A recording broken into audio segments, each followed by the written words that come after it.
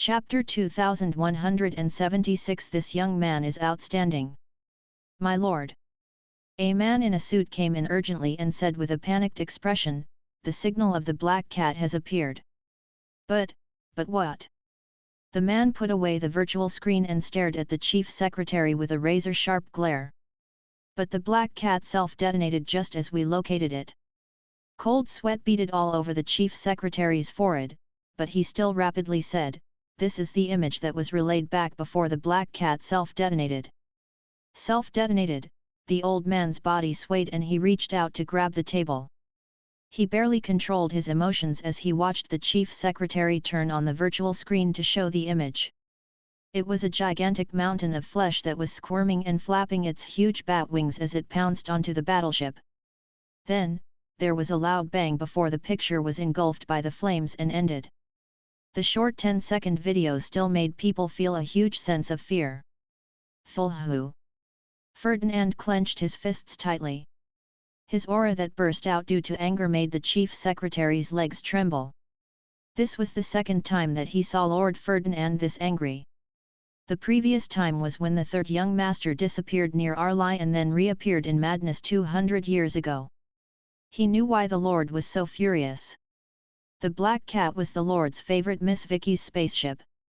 The young mistress left home on the spaceship secretly 2 years ago. Lord Ferdinand had already given the orders to search for her for more than 2 years. They had been trying to trace the Black Cat's signal. Nobody had expected that the image that was sent back after they finally tracked the signal today was such a regrettable image of self-detonation. Fulhu without a head, was still Fulhu. How desperate Miss Vicky must have been to press the self-detonation button. That was her favorite battleship that she personally named Black Cat. Ferdinand stood up and gravely ordered, "Assemble the First Fleet and go to the Norland continent with me." "Yes," the chief secretary answered and turned to leave. "My lord." Right then, a young man rushed in with an excited expression. The chief secretary went white. The lord was feeling extremely frustrated right now. He was worried that his subordinate would antagonize the lord. "Miss Vicky." "Miss Vicky is on Captain Xi's battleship right now," the young man said to Ferdinand. "What?"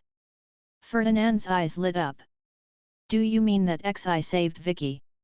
Is your information accurate?" The chief secretary was also shocked. Xi was actually able to save Miss Vicky in the situation where Miss Vicky had to detonate the battleship at such close quarters with Fulhu? "Please take a look. This is the image that Captain Xi has sent back." The young man turned on the virtual screen, tapped open a clip and played it. The image started from a mushroom cloud that rose up on the ice sheets. It should be the image of the Black Cat self-detonating that they had watched earlier. Then, the image began to get closer to the ice sheets. The image of a small mech being chased by Fulhu appeared. "It's Vicky." Ferdinand clenched his fists. He had gifted that mech to Vicky. The black paint was even sprayed on by Vicky herself. The 5-meter-tall mech looked like an ant that was going to be crushed at any time in front of Fulhu. Then, Xi joined in the battle in her battleship. She pushed back Fulhu with 4 missiles. Everyone heaved a breath of relief when they saw this scene. It seemed like Xi had successfully rescued Vicky with her outstanding piloting techniques. However, right at that moment, a frost dragon appeared and blocked the battleship. The two of them then engaged in a heated combat. What a powerful frost dragon! I didn't expect such a strong powerhouse to emerge on the Norland continent within a short few hundred years. "It's a pity that it's being controlled by Fulhu," Ferdinand said gravely. This frost dragon was obviously above the 10th tier to be able to engage in a heated battle with a battleship at such a close range, but it still hadn't crossed over the threshold. The battle back then had hurt the Norland continent's foundation and it could no longer produce powerhouses. And, the Elder Things left the Norland continent and went into the underground city to build a brand new world just because of it. However, how did Xi manage to rescue Vicky with such a powerful opponent blocking her and engaging her in such a tight battle? Everyone couldn't help being doubtful about that. On the other side, Fulhu had gotten closer to the mech again. It was in a dire situation. Right then, purple lightning appeared in the faraway horizon and then appeared in front of them in the blink of an eye. After stopping briefly, the purple lightning dashed towards that frost dragon. Xi's battleship was free and it dived towards the mech on ground as it launched the missiles. The purple lightning crashed into the frost dragon with an astonishing speed. The powerful frost dragon was sent flying backwards. Everyone only saw then what the purple lightning was, in fact, a purple striped griffin, and a man with a heavy sword was standing on its back. The frost dragon was sent flying back by a strike of his sword. So powerful! The chief secretary couldn't help lamenting. The young man's mouth was wide open too. This man is already half a step into the god's realm. It's unbelievable. Ferdinand was as shocked as the two of them. This young man's talent was remarkable to be able to cross into the god's realm on the Norland continent. Taking advantage of the opportunity while the frost dragon was being held back, Xi successfully docked with the mech and escaped with it. The image ended there. Great! Great! Ferdinand paced around in his office with ill-concealed happiness on his face. He almost couldn't withstand the sudden change of his emotions. Ferdinand returned to his seat and said with a chuckle, "This young man is outstanding. I want to meet him if there's a chance." "My lord, the First Fleet," the chief secretary asked gingerly. "There is no immediate hurry. I want to wait for Xi's report first." Ferdinand raised his hand before saying to the chief secretary, "How's the situation at Arlai? The miasma has been spreading around Arlai in the past few days and we can't get close to it within a 16 kilometers range.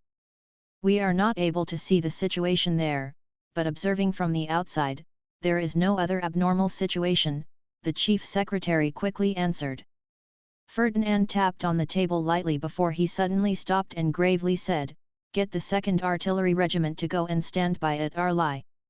Mag met up with Dexter and Gina soon afterwards. Gina bowed to Mag slightly before retreating out of the room. "Thank you for travelling all the way here," Mag said to Dexter. The Lantistine warriors had travelled from the southernmost part of the Norland continent all the way up north. They were the first to arrive at the front line among all the races. "The battle's matters are urgent, so we dare not delay," Dexter said with a smile. Mag nodded before saying, "I have already gotten the dwarves to forge the peachwood weapons for the Lantistines. You may regroup yourselves at the front line in the next few days. Right now you may join in with the building of reinforcements if you have the appropriate magic casters." There was an abnormal movement in the ground under Lantist last night. The infinity column shook violently for the whole night and it's still shaking now. This situation has never happened in Lantist's thousands of years of history, so I'm afraid this might have something to do with the devil, Dexter said. "Something like that happened." Mag frowned. Even the Lantistines had no idea when and why did Lantist sink to the bottom of the sea.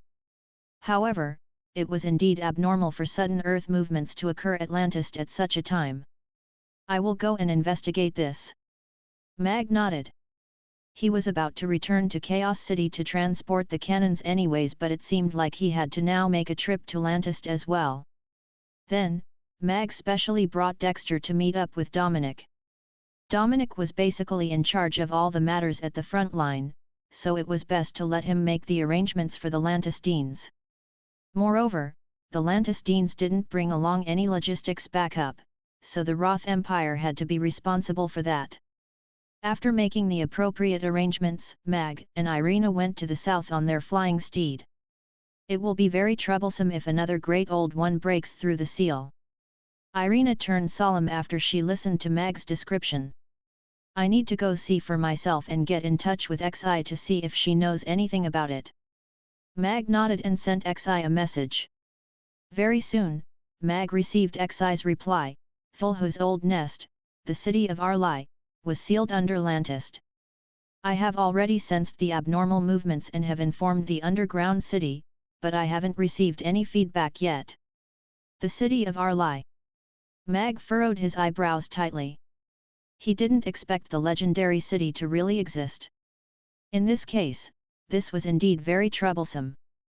Thulhu had already amassed 1 million army of the dead and prepared to march southwards. At the same time, abnormal movements happened at Arlai that was sealed under the sea right now. It was hard not to link the two of them together. What's in there? Mag sent a new message. Mag only received Xi's reply after a long time. A miasma barrier appeared beyond Arlai city before Thulhu was sealed. No one could enter.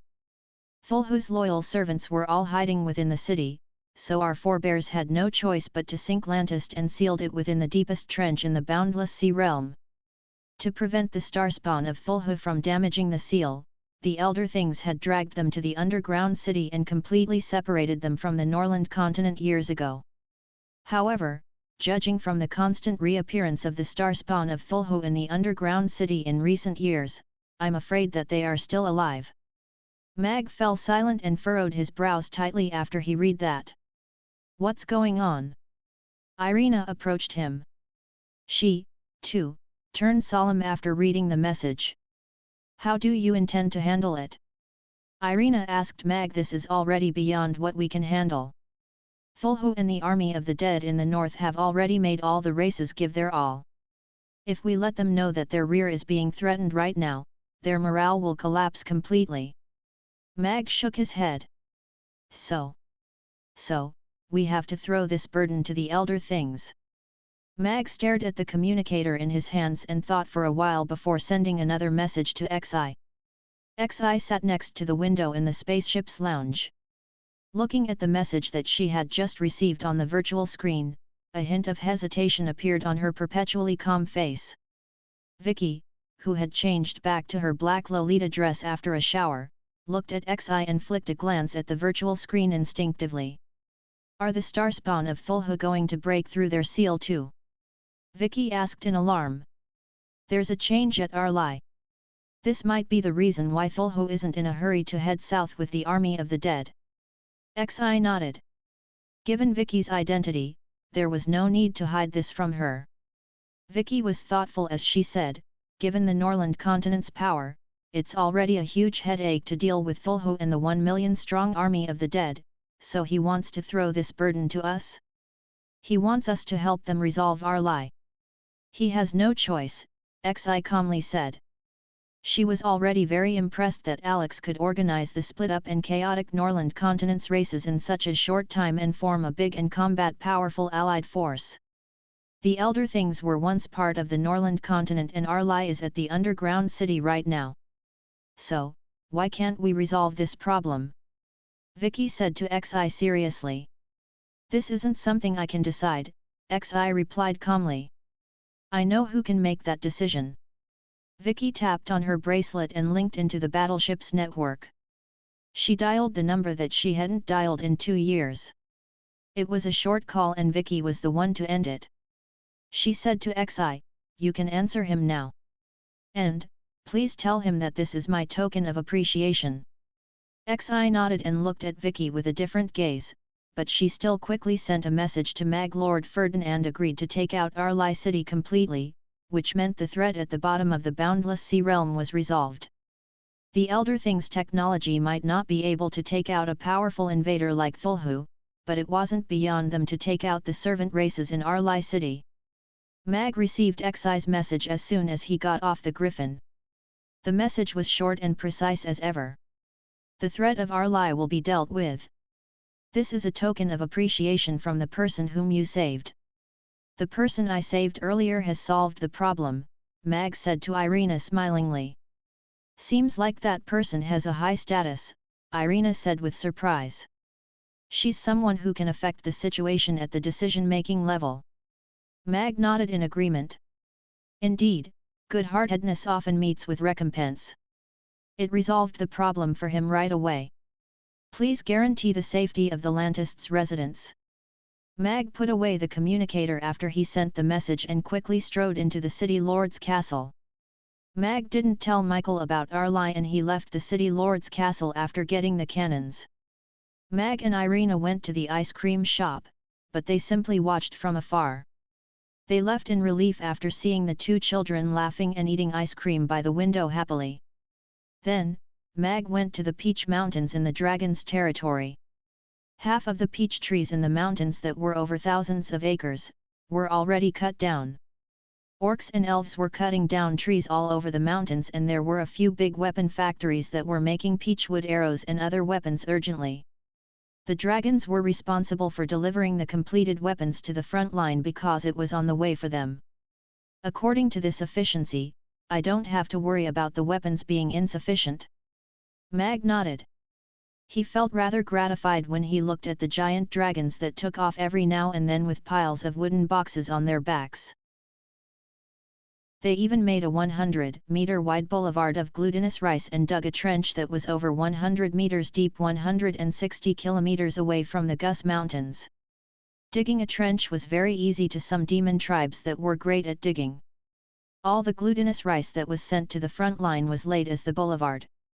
Apart from the gaps left at the three ravines, the battlefront in front of the mountain range was all covered with glutinous rice to prevent the skeletons from piling up and those skeletons at the back from taking advantage of that to climb up.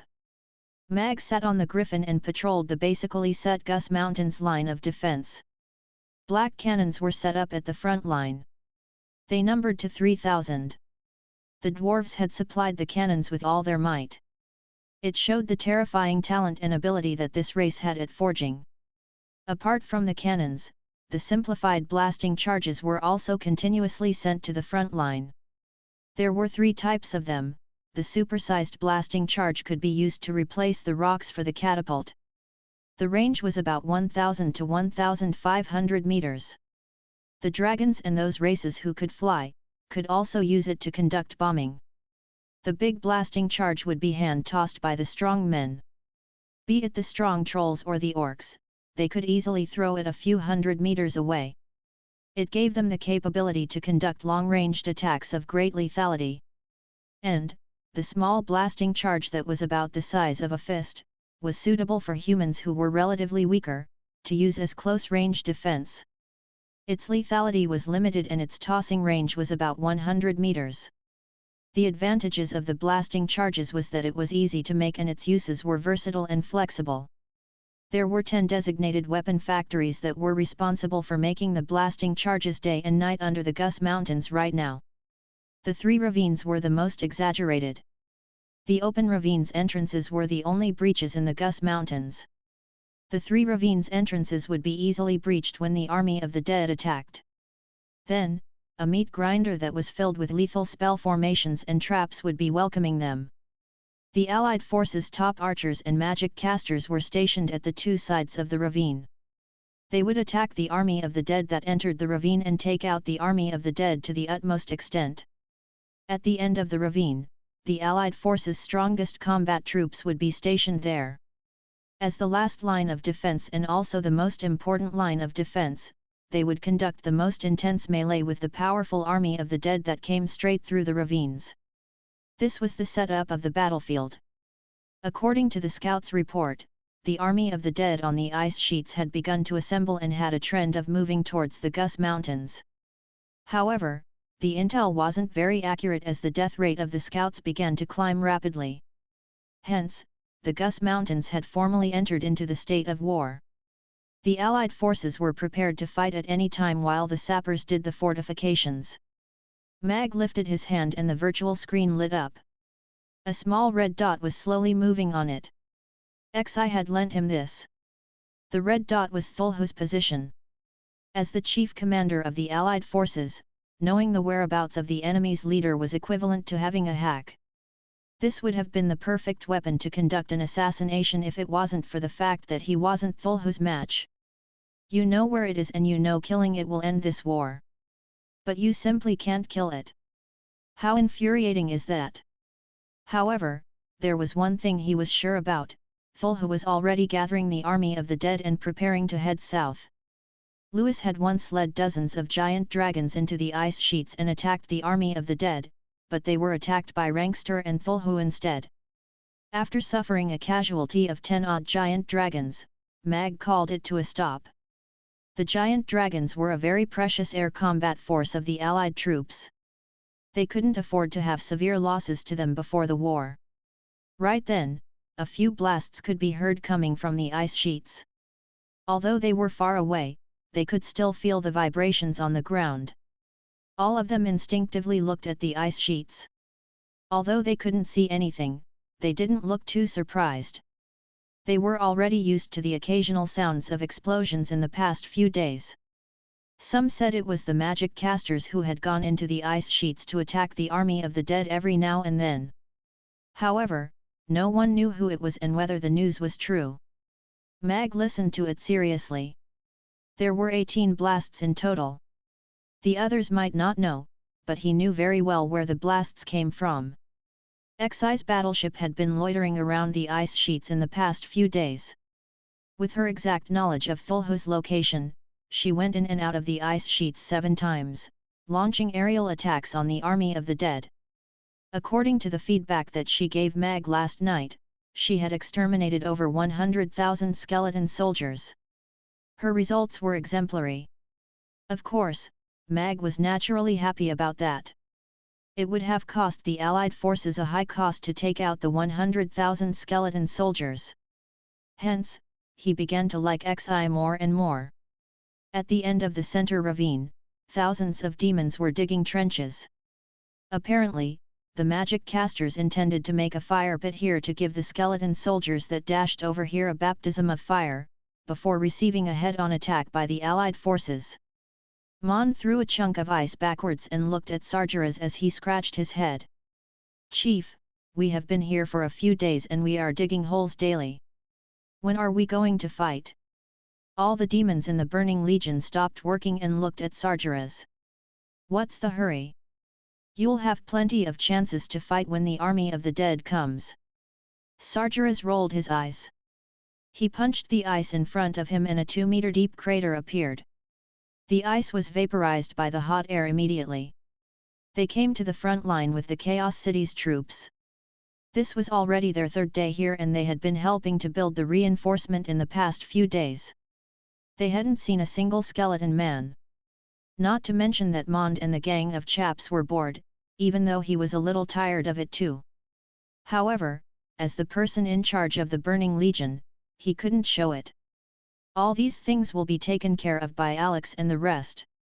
We just need to do what we were told," SAHDR continued to say. "Oh." Mond nodded and dared not to speak further. "Hee. Let's do a good job and we'll go eat Regiamos at Boss Mag's place when we get back," Keel said laughingly. The Burning Legion's eyes lit up when they heard the word Regiamos and immediately started to work hard. SAHDR looked at the purple-striped griffin that was flying slowly in the sky and secretly took out the photo stone to record a few images. He wanted to show them to Little Boss when he returned. Perhaps, she would like them. SAHDR couldn't help smiling when he thought of the Little Boss. Caressing the little ring that was placed close to his chest, he thought about what he should bring back to give to Little Boss as a gift this time. Oh yes, the snow fox's fur on the Gus Mountains was very famous. It shouldn't go wrong if he could bring one back to Little Boss for her to make into a piece of clothing. Yes. I saw an orc catch it out there and it was about to roast it. I used 10 peachwood arrows to exchange it. Mabai tossed the snow fox into Lulu's arms and said with a chuckle, "The snow fox's fur is great for keeping warm. You can skin it and bring it back to your wife. She can use it to make a small jacket." Lulu caught the snow fox carefully. There was a hint of pity in his eyes when he saw the wound made by an arrow on the snow fox's neck. He looked up at Mabai. "Master, Zixi will definitely not wear clothes made from animal's fur. Can I keep this snow fox?" Mabai was stunned. Seeing that Lulu had a sincere expression, he could only wave his hand and say, "Fine. It's up to you. It's yours as long as you can save it, but your wife is really a kind-hearted person." "Thank you." Lulu smiled. He quickly crouched down to instill a little force of nature into the dying snow fox to give it a chance at life, before stopping the bleeding at its wound. He scattered some medicinal powder over it before bandaging it up with a piece of cloth. Dryads were the children of the forest. Unless it was needed for their survival, they wouldn't take the initiative to take anything from the forest, nor would they take the life from a living thing easily. The snow fox that was treated regained its consciousness quickly. It looked up at Lulu warily before seemingly letting down its guard quickly. It surveyed its surroundings once and burrowed into Lulu's clothes. Only its head was visible as it sized up its surroundings. Hey! This little guy actually recovered. Mabai was shocked. The little one looked like it was dying earlier. He didn't expect it to recover after Lulu did something to it. Nature magic was indeed quite amazing. Lulu reached out to touch the snow fox's head with a smile. Nature magic came from nature. It naturally would have a greater effect when it was given back to nature. Zixi will love it if I can bring it back. Lulu stroked the little one's furry head. Its fur was exceptionally smooth. Mabai picked up a water bottle and took a few big gulps of water before wiping his mouth and saying, "All right, we've rested long enough. It's time for us to go back to work." Lulu followed Mabai back to the forging workshop after taking 2 gulps of water. A knight who was polishing his sword, smilingly asked the knight who was feeding a black donkey, "Bro, are you bringing your own food?" Conti patted the black donkey's head and calmly said, "This is my steed and my partner, not food." "Your steed is a donkey." Now, all the knights from the various races resting at the side were also looking at Conti and his donkey with astonished expressions, besides the knight who had asked the earlier question. During this period of time, all the races in the Allied forces were mixed up and trained together. They had seen all kinds of weird things, but this was their first time seeing someone using a donkey as his steed. "Yes, it is." Conti nodded seriously as he continued to feed his black donkey leisurely. Everyone looked at one another, but no one said anything to provoke him. This seemingly old-fashioned knight had beaten a 7th-tier knight who had tried to provoke him yesterday. The name Conti Nicholas was rather famous in this defensive zone.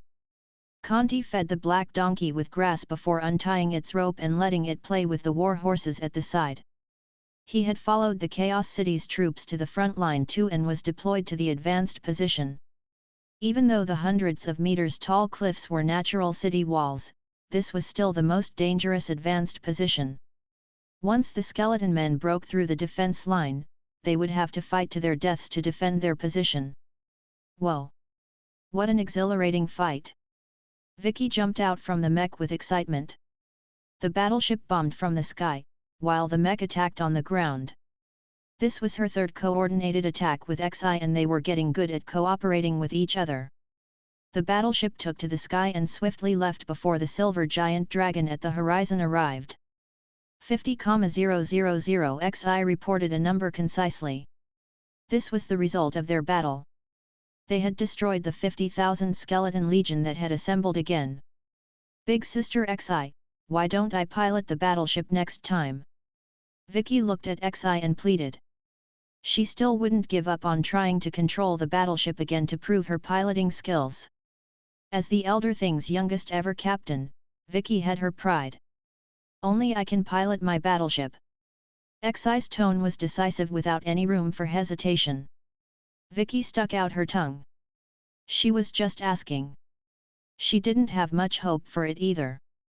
Just like no one was able to borrow the black cat from her. She couldn't help feeling sad thinking about it. What a fantastic battleship, and she had caused its destruction. "Oh yes. When is our next attack? Didn't the underground city send us new supplies? Did they send us another spaceship? Where is the first fleet?"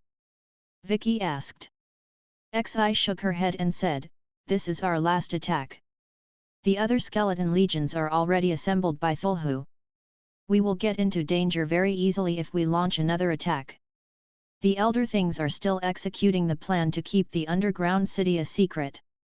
We don't intend to let the Norland continent know about the existence of the underground city. Unless the war's situation is out of control, we won't be sending the first fleet over. Doesn't that man already know about us? He's tight-lipped." "How do you know that his lips are tight, Big Sister XI?" After a moment of silence, XI said, "We can provide support from the side at a safe distance when the two parties are engaged in battle, but we won't appear on the battlefield." "All right." Vicky was just a tool now. She couldn't take part in the decision-making and she didn't have too much personal freedom. She couldn't help feeling guilty when she thought about those troop members who had lost their maestro and couldn't perform, and had to depend on the remainder of the money to survive. Big Sister Xi, I would like to make a trip to Rodu, Vicky said. Xi glanced at her. She had already heard the sad story that Vicky had told her about over the past few days and she knew what she was going to do in Rodu. After a brief ponder, she said, "All right." Vicky's eyes lit up. She didn't expect Xi to agree so readily. She hesitated for a moment before saying, "Do you have money on you?" Xi took out a black card. Vicky had black lines on her face. "I have that too. I mean the Norland continent's currency. The gold coins, silver coins, and dragon coins. I don't have them." Xi shook her head. "As an observer, how can you not have money? Don't you eat on the ground?" Vicky glared at her. Speaking about eating, Xi thought of that scrumptious red braised pork again. She shook her head and said, "I have never paid for my food." Vicky raised her beautiful eyebrows. She made the dine and dash sound so reasonable. She was indeed the #1 female soldier. If she had Xi's skills, she wouldn't have been doing so badly during the past 2 years. The pairs of red eyes twinkled in the snowstorm and their neat marching made them even eerier. Beside the Thulhu was a large skeleton dragon made up of countless skeletons, reaching the height of almost a kilometer. On top of the skeleton dragon's head stood Josh, with his hands behind him. His eyes were as dark as ink and his thin lips were a blackish purple, looking cold and devilish. "Alex, I will tear you into a million pieces." Josh's voice echoed across the ice sheets. "You can't even suppress your obsession over a mere human." Thulhu mocked. "That fellow kept ruining things for me. This is not just an obsession over him. This is my obsession of hatred," Josh said with wrath. "If it wasn't for him, I would have come out a long time ago and I wouldn't have lost a part of my soul. When we conquer this world again, everything will belong to us. This day will come soon." The horrifying declarations echoed in the ice sheets, making the desolate place seem scarier. "Boundless Sea Realm, Lantist. Your Majesty, all of our people have obeyed your command and have retreated far away from the Infinity Column. We have also built the defense spell formation," a middle-aged merfolk said to the king respectfully as he looked at the Infinity Column. "Good." The king nodded. However, the crease between his eyebrows did not ease at all as he watched the Infinity Column shaking even more fervently.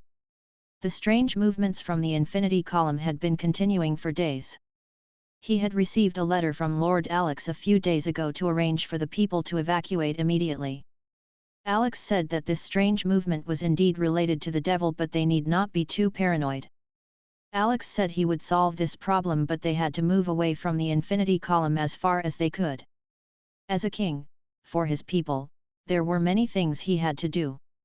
If the problem was not solved like what Alex said, he must be the first one to know what could happen and take the appropriate measures to counter it. The Infinity Column shook even more, as though something was about to run out uncontrollably. On this day, northern lights danced in the skies above the ice sheets. The nights were as long as the days. A sharp horn blast echoed throughout. Following that, streaks of light rushed into the skies from Gus Mountains, causing a deafening roar as more horns blasted. The soldiers from the Allied forces that were sleeping by the fire and the artillery quickly woke up and went to their positions according to plan.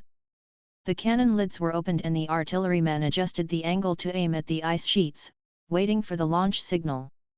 The dragons took to the skies, a few hundred in a group, hovering above the Gus Mountains, ready to attack. This was the signal for the army of the dead being 30 kilometers away from the front line. From the horizon, there were more and more balls of fire appearing as they shone ever so brightly. "Second Captain, do you see the fires? Take aim and whack them hard." Mag stood by one of the main cannons and ordered. The knight gave Mag a thumbs up and motioned seriously toward the red lights. "All right, stop motioning. Just attack in that direction. Every time you launch, make sure to shift a little to the left and right before that and leave a gap time, Mag said as he rolled his eyes. Yes, sir. The artillerymen put the ammunition into the cannon and pressed the button for the launch. Boom! Boom! The two cannons that were tens of meters long let out a thunderous boom. Two silver artillery shells, with a red tail trailing behind, cut across the skies, making their way to the ice sheets. The soldiers of the Allied forces along the front lines stretching for a few kilometers, watched in shock. Not long later, a series of explosions erupted from within the ice sheets. They were as loud as thunder, and the soldiers could feel the ground beneath them shake at Gus Mountains, a few kilometers away from the explosion. I wonder where the chief commander got such an amazing machine from. If we have a few more of these, we won't even need to fret over the army of the dead. Macron could not help but gasp as he watched. As compared to the city lord's castle's cannon, this was way more powerful. Although Alex was the one who provided the blueprint for the cannon, he did not expect himself to be able to create two such powerful cannons. At that moment, on the ice sheets 16 kilometers away from Gus Mountains, after the main artillery exploded, the explosion covered a wide area, wiping out thousands of ancient corpses straight away.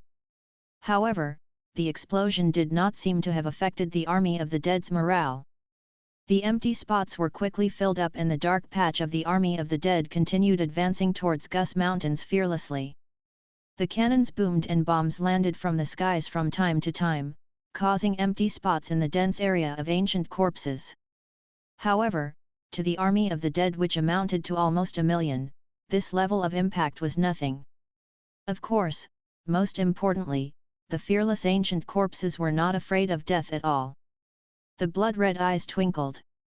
Under Thulhu's control, the army kept their neat formation as they continued advancing. Giant dragons from groups 1 to 20, follow me. Douglas and Lewis, you two will be in charge of fighting Rankster. Delay him. I will draw Thulhu out. Giant dragons from the various tribes start the first round of attacks on the ancient corpses on the ground and in the skies. After that, quickly return as per our original plan. The purple-striped griffin took to the skies.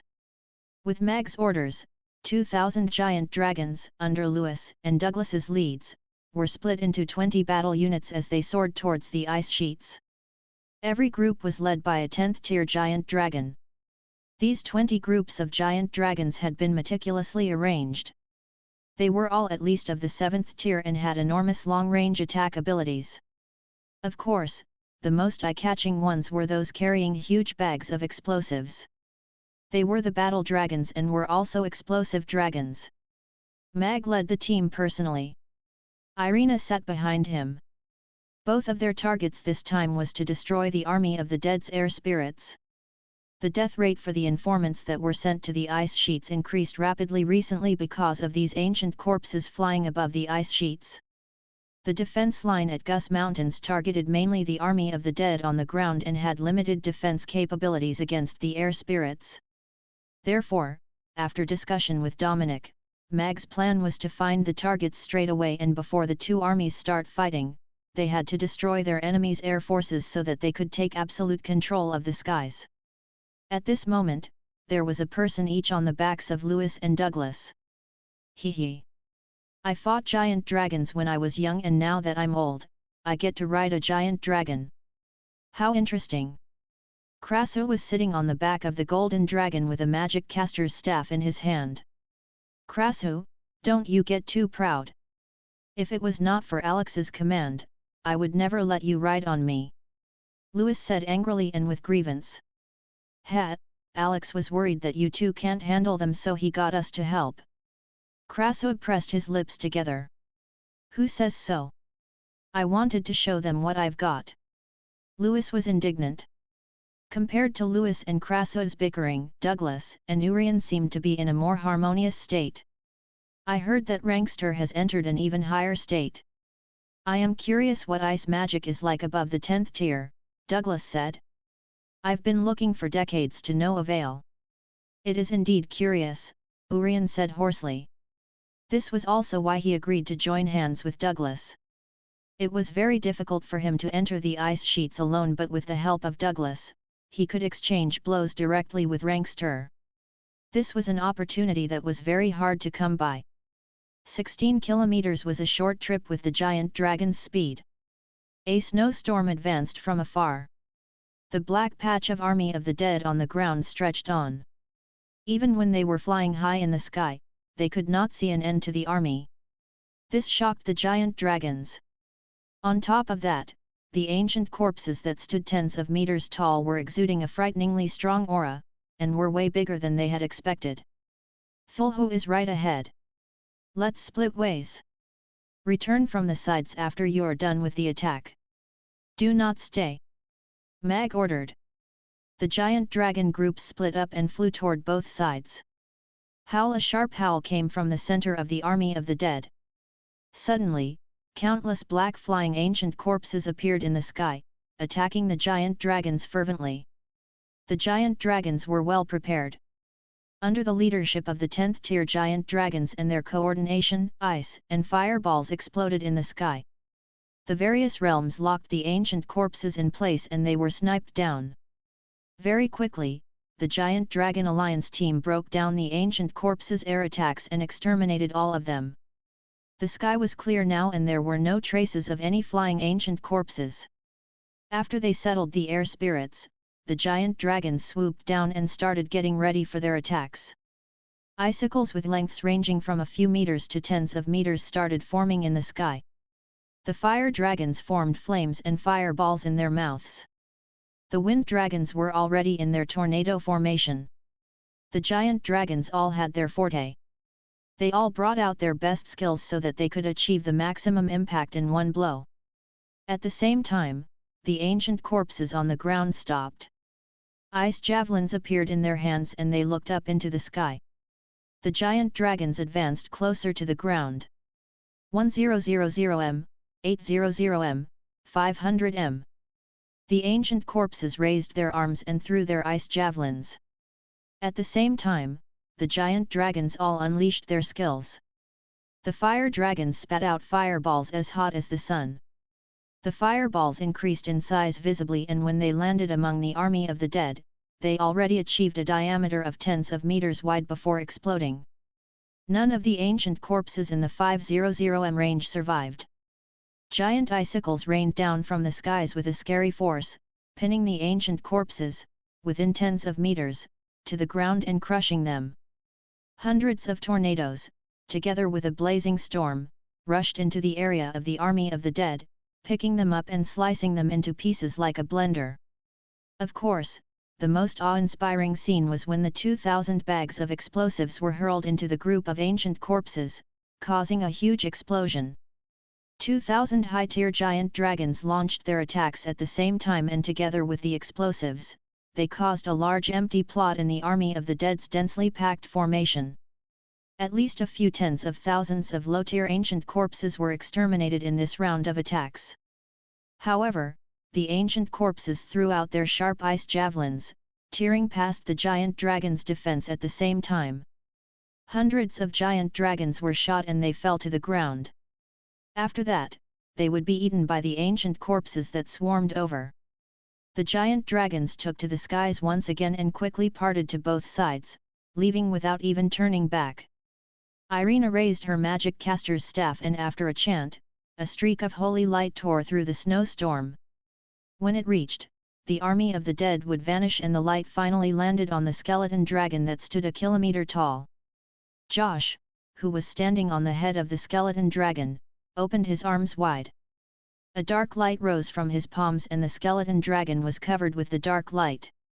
The dark light and holy light burned each other off. In the end, the dark light diminished and one of the skeleton dragon's wings was eroded by the holy light. After that, the holy light faded away as well. On the other side, Mag looked at Thulhu that was squirming over to them rapidly. He swung the Tiandu sword out and at the same time, got Ozai to retreat to create distance. Just then, a silver silhouette flew up from the horizon, making its way toward the purple-striped griffin. Your opponent is here, Rankster. A fireball exploded in front of the frost dragon. After that, it transformed into a fire phoenix and dashed toward the frost dragon. The frost dragon paused for a while and dodged the exploding fireball. It swung its tail and hit the fire phoenix coming towards it away, wiping it out immediately. He is indeed way more powerful than he was. I wonder if it was the power he got because he was demonized. Krasu shook his magic caster's staff excitedly as he stood on Lewis's back. Take it easy. Don't fall off. Otherwise, you'll be eaten alive, Lewis reminded. On the other side, Douglas and Urian appeared behind Rankster as they closed in on him. 4 of Norland Continent's top 10th tier powerhouses had joined hands to deal with Rankster. This showed how much they valued him. Rankster. You are the king of frost, how could you allow yourself to be controlled by the devil? Wake up quickly! Douglas shouted at Rankster. The blood-red light in Rankster's eyes flickered for a while as he struggled internally. At that moment, a sharp, ear-piercing sound came from within Thulhu. Rankster's eyes became bright red once again and he turned back, making his way towards Douglas. He is completely under control. Don't hold back and give it your all. Urian said. He raised his magic wand and a string of frost circles appeared immediately in front of Rankster. As the frost dragon dashed through, the frost circles tightened, decreasing his speed significantly. After passing through 10 frost circles there was already a thick layer of ice and frost on the frost dragon's body, decreasing his speed by half. Here's the chance. Krasu's eyes lit up. He pushed off from Lewis's head and 2 fireballs appeared at the same time beneath his feet. He swooped over to Rankster and already had his magic caster's staff raised high above his head. A ball of light was forming at the tip of his staff. This old folly is so rude. Lewis glared but he did not slow down at all as a golden glow started forming in the sky. Extreme frost! Douglas shouted at the same time. Within a kilometer, the cold air solidified and fog formed everywhere. Chapter 2181 Full-on attack. Therefore, the situation became a chaotic gang fight. Krasu used his magic caster's staff to hit the frost dragon's head. Urian used his magic wand to gently tap in the air. The fast-freezing icicle circles tightened quickly and froze the frost dragon into an ice popsicle. Golden Dragon Lewis had a golden glow over him. His scales stood on end and flew everywhere during the melee. Meanwhile, Douglas opened the frost domain, fighting with Rankster's frost domain. Rankster was bashed from all directions. Mag glanced over and his eyelids twitched. Old people can be really scary when they are unreasonable. Of course, young people should not be too arrogant either.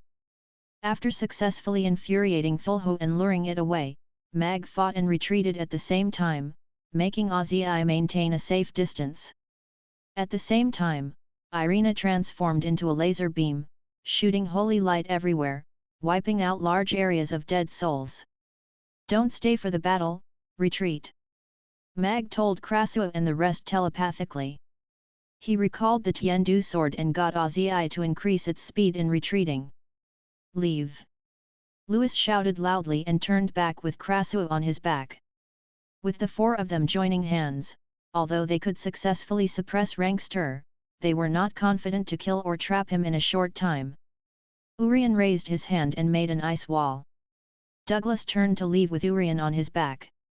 They had already achieved their goal for this trip and they would have successfully completed their mission once they could retreat successfully.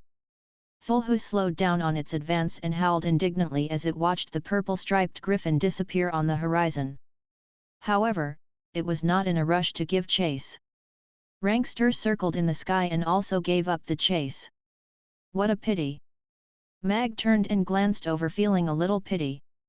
A powerful and careful opponent is the hardest to deal with. The purple-striped griffin landed on Gus Mountains. The 20 groups of giant dragons had already returned and landed to rest. The giant dragons achieved a great battle outcome with minimal losses. They had killed tens of thousands from the skeleton troop. The 2 main cannons had finished their ammunition and were on pause. However, there were still explosions coming from the ice sheets and the tremble coming over was very apparent. Get the cannon camp to get ready and act on the signal. Giant dragons, take a rest and get ready for the next round of attack.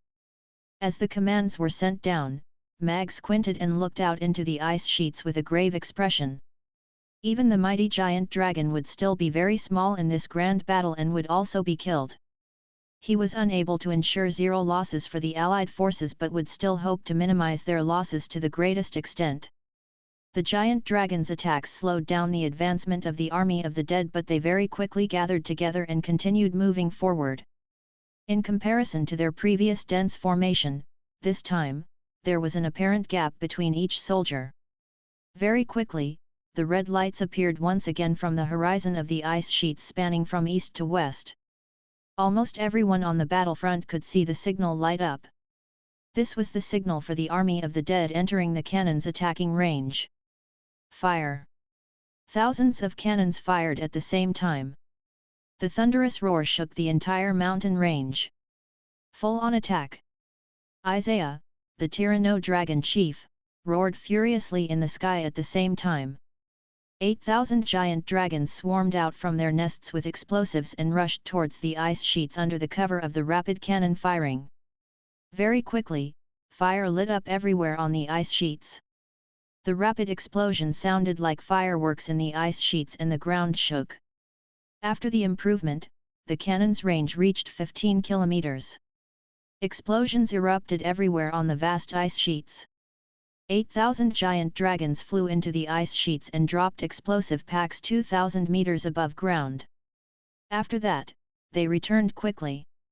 The explosives were hundreds of kilograms heavy and were made very simply but had very shocking power. The 8,000 explosives erupted, reducing the skeleton soldiers to dust and powder. The infuriated Thulhu flapped its wings, causing hundreds of giant dragons who could not dodge in time to fall from the sky. They ended up being eaten by the enthusiastic ancient corpses. However, most of the giant dragons still managed to make it back safely to Gus Mountains to get their refill. This round of long-range cannon attacks took away another tens of thousands of the army of the dead. Before the army of the dead even arrived at the Gus Mountains battlefront, they had already lost almost 300,000 men. This battle outcome boosted the Allied forces' morale. Alex is a genius indeed. He has completely overturned the conventional war format. Lewis could not help but praise Mag when he landed. Douglas and Isaiah nodded in agreement. Firstly, Mag made use of the advantage of the giant dragon's powerhouses to coordinate an air attack and then used cannons to cover long-range attacks and to act as a cover so that they could use their air forces to drop explosives. They maximized their killings with the least cost. Before the contact battle had even started, they had already wiped out 30% of the enemy's forces. Such a battle mode was unheard of even for those races that had been going through a long period of war. The giant dragons ruled the skies. However, during the racial war back then, the various tribes fought for themselves and won with their capabilities. In today's battle, every giant dragon was more like a part in an entire system. They worked together. Just like in the second round of attacks, even the 10th tier powerhouses only carried and dropped explosives at their designated spot. However, this seemingly simple action achieved beautiful results. Most importantly, other than the few hundred giant dragons that were unlucky to have met with Thulhu, the giant dragons' battle losses were kept to the minimum. Dominic, who was sitting in the command room, nodded as he listened to the battle reports coming in. He felt an increased admiration for Alex. He did not expect that after 3 years, Alex, who had left the army, could have an understanding of war, completely exceeding his expectations. A pity the opponent is the army of the dead, Dominic sighed. The army of the dead, which was controlled by Thulhu, was fearless. If it was a regular army, no matter which race it was from, their morale would be dealt with a severe blow if they were to lose 30% of their soldiers even before contact. One could even say that the opponent had already lost before the battle even started. This, in the spaceship, Vicky's jaw dropped, as she looked in disbelief, at the state of the ice sheets after the explosions. The image of the 8,000 giant dragons flying over and dropping explosives was still etched clearly in her mind. Shocking! That was an image that had overthrown her expectations. There were no high-class bombers or battleships, nor were there powerful and small explosives. However, the commander could use 8,000 giant dragons to create a shocking explosion. Even the first fleet of the Elder Things did not have 8,000 battleships. Initially, her plan was to provide ammunition support to the Allied forces together with the two main cannons and to kill as many from the army of the dead as possible. However, Alex displayed to her an amazing war strategy, particularly using giant dragons to drop explosives. That was already the basic form of a bomber. Is this fellow just a genius? Or is he not from this place to begin with? Xi thought to herself as her curiosity for Mag grew. The army of the dead quickly gathered and continued advancing towards Gus Mountains. Alex, you sly fellow! When I catch you, I will let you know what suffering feels like. Josh's face was distorted with rage, but he was not at all worried about the soldiers that had died in the army of the dead. No one knew the situation of the races in the Norland continent better than him. In a short span of a few days, it was impossible to build an effective defense. The various races might not have even finished fighting with each other. He just did not expect the giant dragons to willingly be Alex's pawns. That was beyond his expectations. But, it stopped right there. Those cannons were mediocre in terms of power. They could only kill some ancient corpse pawns and did not come from the Elder Things. Those cowardly fellows were probably hiding underground right now. When they regained control over the Norland continent, Arli City would build a tunnel connecting to the underground city. Then, they would give the Elder Things a bloodbath in revenge. The army of the dead were merely tools. His heart would not ache for those that were sacrificed. If he could kill more of the living, he would be able to get more blood and vengeance. That way, he could become even stronger. There was no point in the tears for him. As long as there were sufficient sacrifices, there would be no limit to his growth, until he gained a body that could not be killed, just like Thulhu. Before coming to the Norland continent, Thulhu had already eaten up the resources of 10 living planets.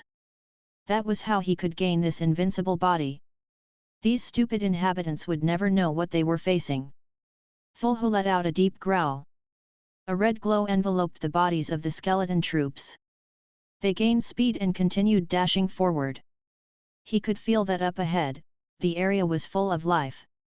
That was very enticing. After being trapped for decades, he was already thirsty. Far ahead, a mountain range appeared in their line of sight. At the same time, the Allied forces' soldiers in Gus Mountains could see the dark patch of the army of the dead from the horizon of the ice sheets a few kilometers away. The cannons fired once again. The cannons were launched at the areas where the skeleton troops were dense. This time, the cannons could aim better and they could also shoot faster. The magic casters had already ended their long advanced magic chant. Magic lit up the sky just like a fantasy story. The large meteorites, with trailing red tails, rained down from the sky. The ground caved in and the rock trolls broke out of the ice as they made their way into the skeleton crowd. Bolts of lightning flashed, reducing the higher-tier skeletons into ashes. The coordination of cannons and magic was way more powerful than the mid to long-range explosions. The archers held their bows and arrows tightly with the peachwood arrows already loaded as they watched excitedly. It was difficult to imagine that a war can be fought like this. No one had seen tens of thousands of magic casters from various races cast their spells at the same time. It was a chaotic mix of magical realms and it felt as though an explosion would happen at any time. Josh had never seen it before. At least this had not been seen for tens of thousands of years. Therefore, when he saw the bits of magic glow from the mountain range land beside him and turn into horrifying spells, his expression finally changed. Up on the mountain range stretching hundreds of kilometers, were people.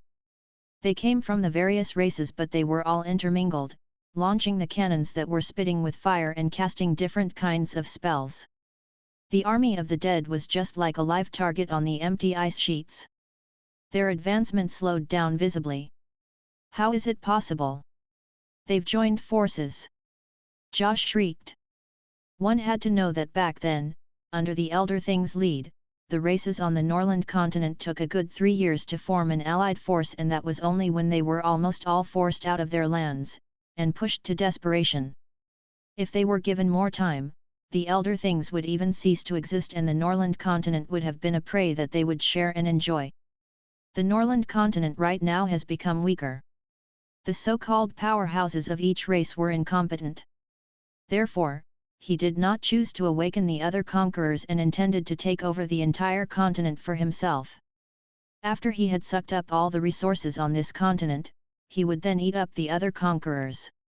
Everything was part of his plan, but he did not expect the allied forces to already be waiting there when they had not even left the ice sheets. This is your so-called plan? Thulhu growled angrily at Josh. Shut up! I am your brain. Do you think you can come up with a better plan? Josh shrieked coldly. It doesn't matter. Schemes are games that are played by the weak. To us, all we need is absolute power to conquer all. Josh smiled coldly. The more there are dead, the stronger we will become. It doesn't matter who dies. Thulhu flapped its wings. The fallen ancient corpses all became wisps of black smoke and entered Thulhu's body. The stronger ants taste the best. I am already getting excited. Thulhu's body shook slightly as he let out a sharp shriek. The army of the dead advanced toward Gus Mountains fearlessly. The spells exploded among the ancient corpses. Some of them died, but that did not affect the army of the dead from advancing. The pairs of blood-red eyes shook in the ice sheets, making the ancient corpses look even more terrifying. The distance between both parties drew closer. 2,000 meters. 1,500 meters. 1,000 meters. The spells were as dazzling as fireworks. The catapults were loaded with giant explosives. Strong men carried explosives and started throwing them at the front line. Archers, get ready. Shoot! On the battlefront were more than 30,000 Roth Empire soldiers, each with a repeater crossbow. In a short span of time, they finished shooting the 10 shots of peachwood arrows within the quiver. 3 million arrows formed a black patch of arrow rain. There was red cinnabar applied on the tips of the peachwood arrows. The arrows flew towards the army of the dead. The seemingly weak peachwood arrows landed on the ancient corpses. The strong bones were immediately pierced through. The cinnabar started burning, and so was the peachwood arrow. After that, the army of the dead was set ablaze. 3 million arrows reduced the army of the dead into a patch of emptiness. Tens of thousands of ancient corpses were reduced to ashes with nothing left. Only the ancient corpses that were 7th tier and above managed to brave through the arrows, but there were only a few of them. The archers from the various races started shooting arrows as well as they targeted the ancient corpses that reached the shooting range. They were not at all stingy with the peachwood arrows in their quiver. The ancient corpses all fell. The miraculous combination of peachwood and cinnabar became the lethal weakness of the difficult-to-deal-with ancient corpses. Magic casters and archers started sniping at the ancient corpses that were above the 7th tier. At the same time, thousands of giant dragons took to the skies again. Under the cover of the raining arrows, they launched their attacks at the army of the dead again. This time, they consciously stayed tens of kilometers away from Thulhu. How is this possible? How can their arrows be so powerful? Josh watched the army of the dead fall under the raining arrows in disbelief. The ancient corpses never decomposed, and the cold on the ice sheets made them as strong as before. The arrows made by the Roth Empire's arm could never pierce through even the lower-tier ancient corpses from afar. However, the raining arrows had already swept the numbers of the army of the dead clean. Even the 7th-tier ancient corpses fell. The attack of the arrows way exceeded that of the cannons. The inhabitants of the Norland continent were using the simplest way and the way they worked best to clear the army of the dead effectively. From the start of their attack, the army of the dead had already lost half of their manpower within a short time. And right now, the army of the dead had not even exchanged blows with the allied forces. The ancient corpses were best at close combat. Now, they could not even unleash half of their skills. What is that weapon? Xi was also shocked when she saw the ancient corpses fall after the arrows rained down. The standard of technology in the Norland continent was very low. Having cannons on the front line was already beyond her expectations. However, arrows had limited attack power. How could they do so much damage to the ancient corpses? She had also done a very close study on these ancient corpses before. Compared to living things, these corpses had no sense of pain or fear. The ancient corpses also had even stronger defense capabilities and would continue advancing even if they were missing a limb or two. They were very difficult to deal with. Could a spell formation be carved on the arrows? However, she quickly dismissed that thought. Putting aside the fact that carving on an arrow was difficult, just the few rounds of shooting previously already used up tens of millions of arrows from the allied forces. Even if the magic casters on the Norland continent were to carve without rest, they would never be able to carve so many within such a short period of time. At the same time, the army of the dead started throwing out their ice javelins.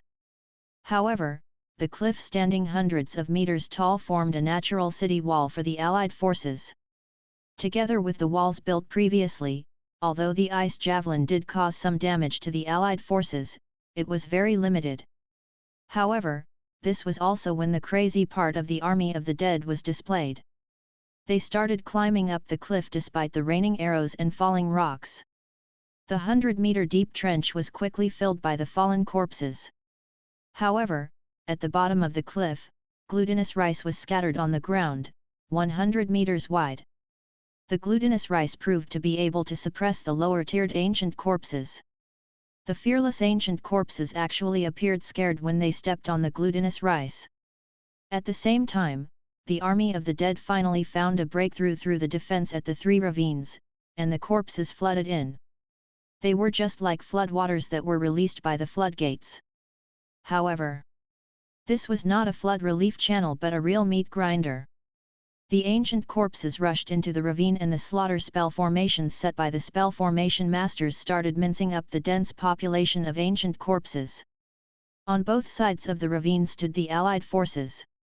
Arrows, spells, giant rocks, and more started raining down, including some 10th tier powerhouses that jumped down to kill the higher tier ancient corpses. "They've climbed up from here," someone exclaimed. An ancient corpse standing more than 5 meters tall jumped up with tens of peachwood arrows stuck in his body. He kicked a few cannons and artillerymen down the cliff and rushed into the group of archers to start his frenzied killing.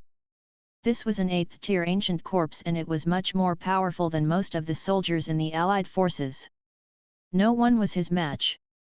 However, the allied forces did not fall out of formation because of that. The archers switched targets and aimed their repeater crossbow at the ancient corpse.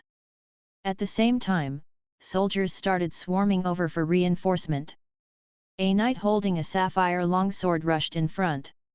His long square face was filled with resolution. His longsword, which was laced with cinnabar, glowed. He took a leap forward to slash the ancient corpse. The ancient corpse turned to dodge but the longsword still landed on his shoulder. The cinnabar on the longsword glowed red and managed to cut the ancient corpse's left arm down in one slash. The frenzied ancient corpse flailed its right arm. His sharp knife-like claws grabbed onto the knight's right arm and pulled it down. Blood splattered all over and the fallen right arm was still holding on to the sapphire longsword. At the same time, an elf soldier at the back stabbed a peachwood spear into the ancient corpse's head. The spear pierced through the ancient corpse's head and pinned it to the ground. The ancient corpse fell slowly to the ground and transformed into a black wisp of ash. Medic! Man down! Very quickly, the medic arrived to help Conti stop the bleeding and bandage his wound. Conti looked at his severed arm on the ground blankly. His face had gone pale. "Let's go to the back," the medic shouted as he helped Conti up. "No, I can still fight." Conti flung the medic's hands away and bent down to pick his sword up with his left hand. The medic looked at him with a complicated expression but did not try to persuade him.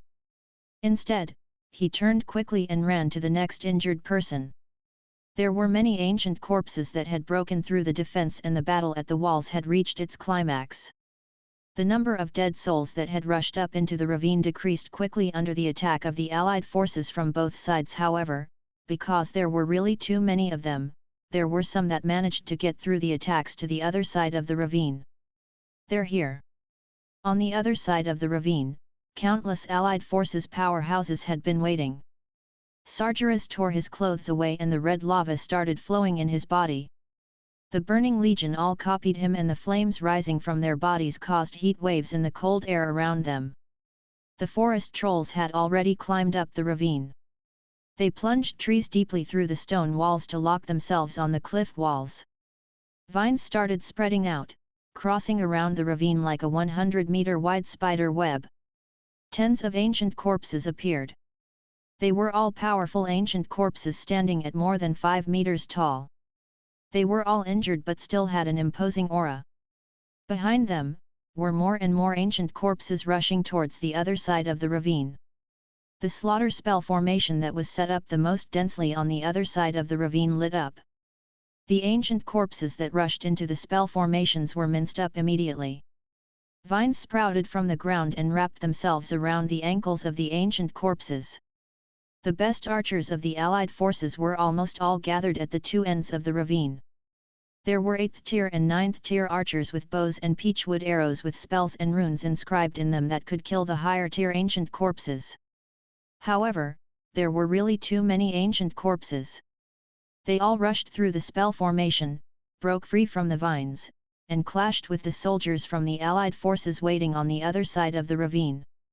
This was the worst battlefield of the entire war and it was just about to begin. They had no way back and behind them were comrades waiting to fill their spot. The order they received was to fend the place till their last breath. Anyone can die but no one must allow even one ancient corpse to leave the ravine.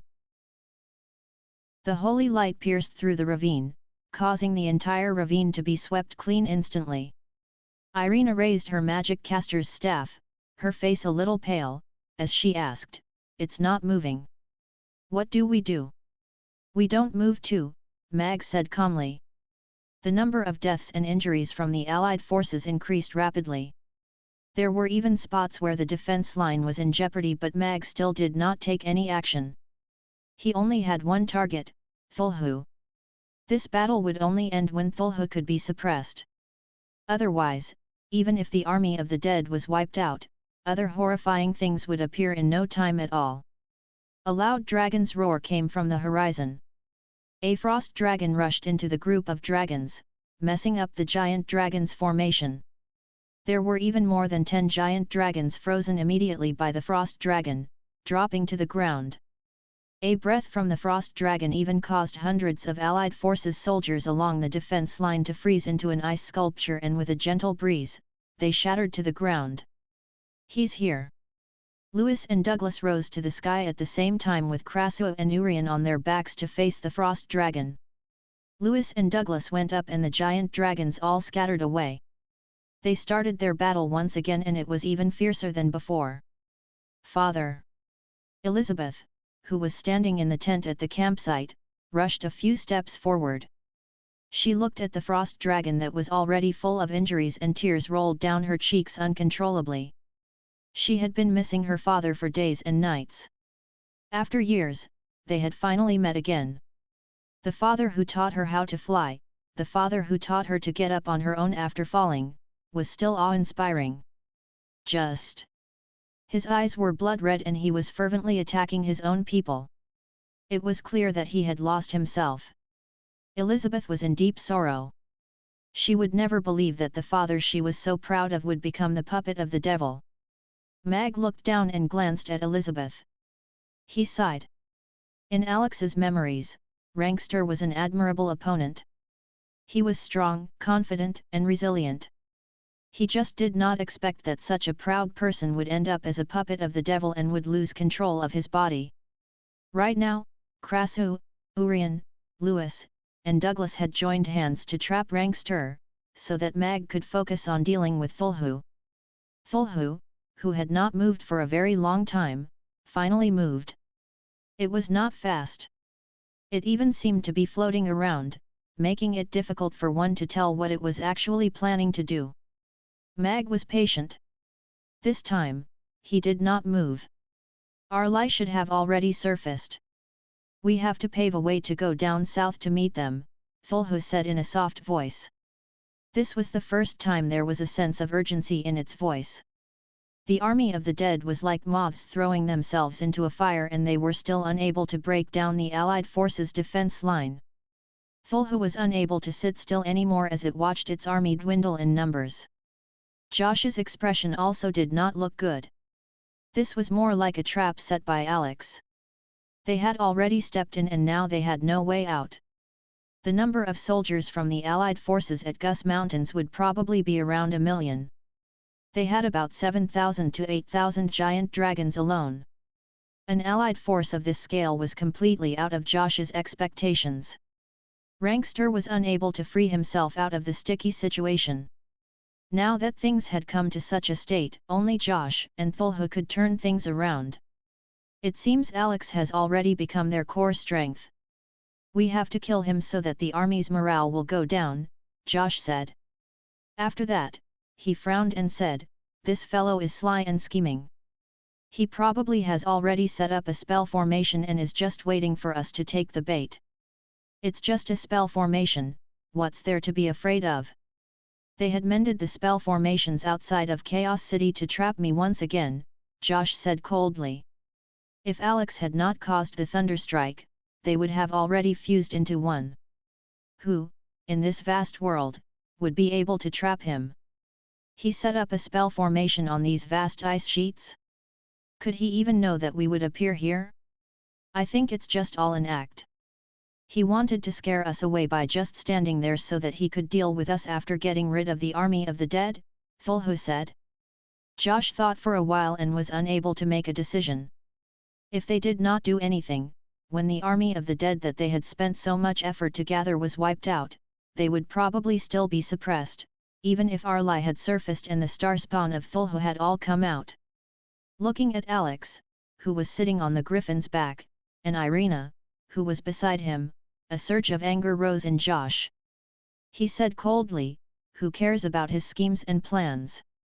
Just kill him. We will rush over, the skeleton dragon in front and you behind. I want to see where his spell formation is hidden and when he is going to activate it." The kilometer-tall giant skeleton dragon started bolting towards Alex. With every step its giant dragon paws took, tens of ancient corpses would be flattened. Josh appeared on Thulhu's head. Thulhu flapped its wings gently. Its body hovered 100 meters above the ground. Its gigantic body of 3,000 meters high was like a giant mountain flying towards Gus Mountains. The spread of its wings could easily cover the sky and the sun. The Allied forces in Gus Mountains saw this scene and their expressions all changed. Although they had already heard of how horrifying the devil was, watching that mountain-like, horrifying, indescribable thing still made them feel extremely uncomfortable. Even without that gigantic Thulhu, just that bolting 1,000-meter-tall skeleton dragon was horrifying enough. Size-wise, the dragon had already exceeded the height of most defense lines along the Gus Mountains. If such a large thing was to break through the defense line, it would probably create a large hole immediately. Who could stop them? Everyone all turned to look at the man sitting on the griffin's back. "Master, when do we activate the spell formation?" Babla watched the sprinting skeleton dragon and Thulhu, excitedly and nervously while standing behind Jonas. "Wait." Jonas only uttered one word and kept his gaze locked on the ice sheets. As Thulhu advanced towards Gus Mountains, the fierce skeleton army became even crazier. It was already hell on the other side of the ravine.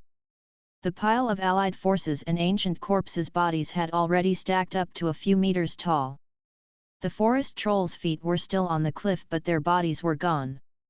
The bodies of soldiers from the various races had piled up high and the medics weren't even able to bring the injured out of the battlefield. A hysterical giant monitor lizard's ancient corpse staggered over. It swung its half-severed tail and crushed a knight instantly. It opened its mouth and bit the head of a demon off. A long spear came stabbing from behind it, pinning it to the cliff wall. A demon ancient corpse with arrows stuck in him rushed over. An ice javelin formed in his hand and he threw it at a group of allied forces soldiers, towards Mond, who was on a killing spree with his saber. "Watch out!" SAHDR, who was covered in blood, pounced over and knocked Mond away. The ice javelin pierced through SAHDR's chest, pinning him to the cliff wall. "Chief!" Mond rolled on the ground, turned back to look, and was horrified. "Dumbass, watch the front!" Keel pulled Mond over to the side. Another ice javelin landed on the spot he was sitting at. He did not have the time to look back. Keel and Mond continued in the battle once again. The ancient corpses increased in number, congesting the place. SAHDR, who was drained of energy, could no longer break free from the ice javelin. He leaned against the cliff wall. Blood gushed out from his body and his vision started to blur.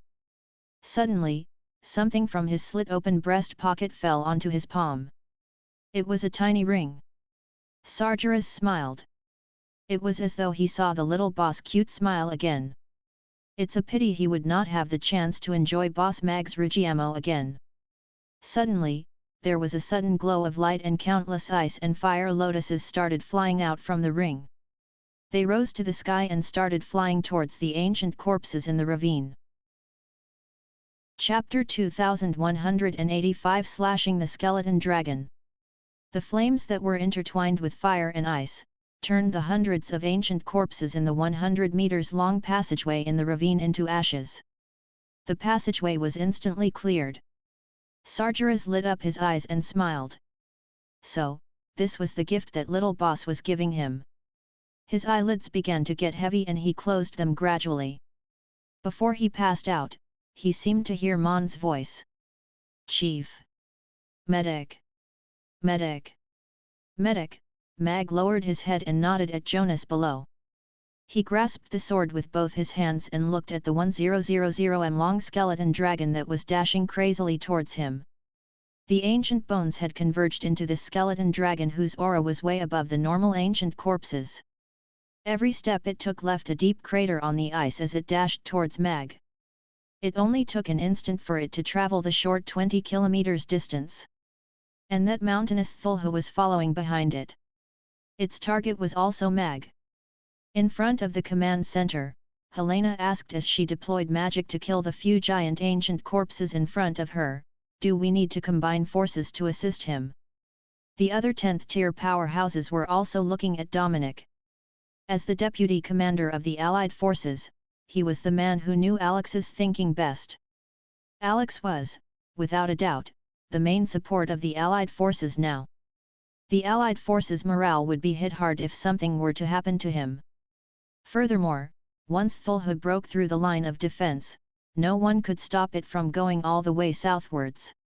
Alex's order is for us to guard the line of defense and leave Thulhu to him. Dominic shook his head. He looked up at Mag with trust in his eyes. Even though they had set the battle plan together, only he knew very well that it was Mag who suggested that the giant dragons set out in teams and use the 3 ravines to stream the flow. If there were no accidents, they had a very good chance to win this war. The greatest variable was Thulhu. Their experience at Chaos City told them that the devil couldn't be killed. They could only seal it up. However, apart from Alex and Jonas, even Dominic had no idea where the seal spell formation was set up. The various races' 10th tier powerhouses were stationed all over the front line. Only 3 10th tier powerhouses were near the vicinity of the command center now. Alex didn't give the order for them to help, so all of them couldn't help feeling expectant, while feeling nervous at the same time. Josh looked at Mag and Irina on the griffin coldly. Furious fire was raging in his eyes. Although he had already gained control of this body, its obsession was still strong as he had just gained control over it recently. Of course, everything would be resolved once he killed this adulterous pair. Catch him! I want his body! Josh looked at Mag and suddenly changed his mind. One couldn't find another body that was so perfect on the Norland continent again. Once the seal was broken and Thulhu's head joined its body again, he could survive in another body. This was indeed very tempting. As you wish. Thulhu's low voice spoke up. Let's go and catch him. Josh extended his right hand at the skeleton dragon dashing in the front and a black stone statue exploded in his hand. It transformed into a black light and entered the skeleton dragon's head. The black light quickly spread throughout the skeleton dragon and turned into a black armor that covered its entire body. Even its head was covered with a black helmet filled with black spikes. The skeleton dragon's aura was boosted instantly and its speed increased as it crashed towards the Gus Mountains. The ground shook so violently that the archers were greatly affected. The allied forces that were facing the skeleton dragon head-on went white, but nobody retreated. The cannons continued to fire at the skeleton dragons and hundreds of thousands of arrows covered it. However, the black armor that was gleaming, dissolved the cannons and arrows easily. Their attacks couldn't harm it at all. Devilized armor. Let me get it. Irina raised up her magic caster's staff and began chanting. There's no need for that. Mag took one step forward, leaped up 100 meters with his Tiandu sword and slashed at the head of that skeleton dragon. Lightning flared and the sword projection was over hundreds of meters long. The long sword landed. The impenetrable helmet cracked open and the skeleton dragon's menacing head cracked open too. This slash cut the skeleton dragon into half from top to bottom. The skeleton dragon that was formed from countless bones, shattered into bone pieces in an instant. Alex, die now. A sinister cold voice could be heard as the space distorted and Thulhu, which was thousands of meters away, appeared in front of Mag instantly. The scary shadow loomed over Mag and the black evil aura engulfed him completely. Mag's surroundings became like a swamp immediately. O holy light, cleanse this darkness and filth. Right then, the illuminated outline of the Tree of Life appeared behind Irina and endless life force poured into her magic caster's staff. A beam of glaring holy light tore through the black fog and lit up Mag and the ground underneath him. Mag looked up at the squirming Thulhu and revealed a brilliant smile. The glacier shattered and golden light burst out. A gigantic seal spell formation that was over thousands of kilometers across, rose up from underneath the ice surface. The golden seal covered Thulhu under it like a humongous overturned bowl. You tricked me! Josh roared furiously. Thulhu was in a panic too. It crashed its giant body forward, but it was rebounded by that golden seal. Kill him! Josh looked at Mag, who was as tiny as an ant on the ground, coldly. Thulhu's huge body turned around and crashed towards Mag. Its thick evil aura gushed towards him again. Bye-bye. Mag chuckled. A golden light flashed under his feet and a teleportation portal lit up. He disappeared in the seal before the black evil aura could get to him. Thulhu missed him and was rebounded by the spell formation again. The golden wall of light was immovable and indestructible. On the other side, Mag had reappeared in front of the command center. Perfect, Mag smiled and said to Jonas at the side. Jonas panted loudly. He only managed to remain standing by supporting himself against the wall. He looked at Mag with his utmost admiration. A spell formation with a spell formation. Mag acted as the bait personally. Even though it was all within their plan, they were facing Thulhu. If an accident had happened during the execution, the ending would be horrendous. And the impressive power of execution displayed by Mag and his tacit understanding with Irina shocked him even further. He slashed the skeleton dragon with one strike and then landed into the preset teleportation portal smoothly. Irina used the holy light technique to tear apart the evil aura and remove the interference that Thulhu could have on the teleportation portal, which allowed him to activate the seal spell formation and the teleportation portal at the same time to send Mag back. They didn't expect the situation to reverse itself rapidly and the seal spell formation to light up 100 meters underneath the glacier to trap Thulhu.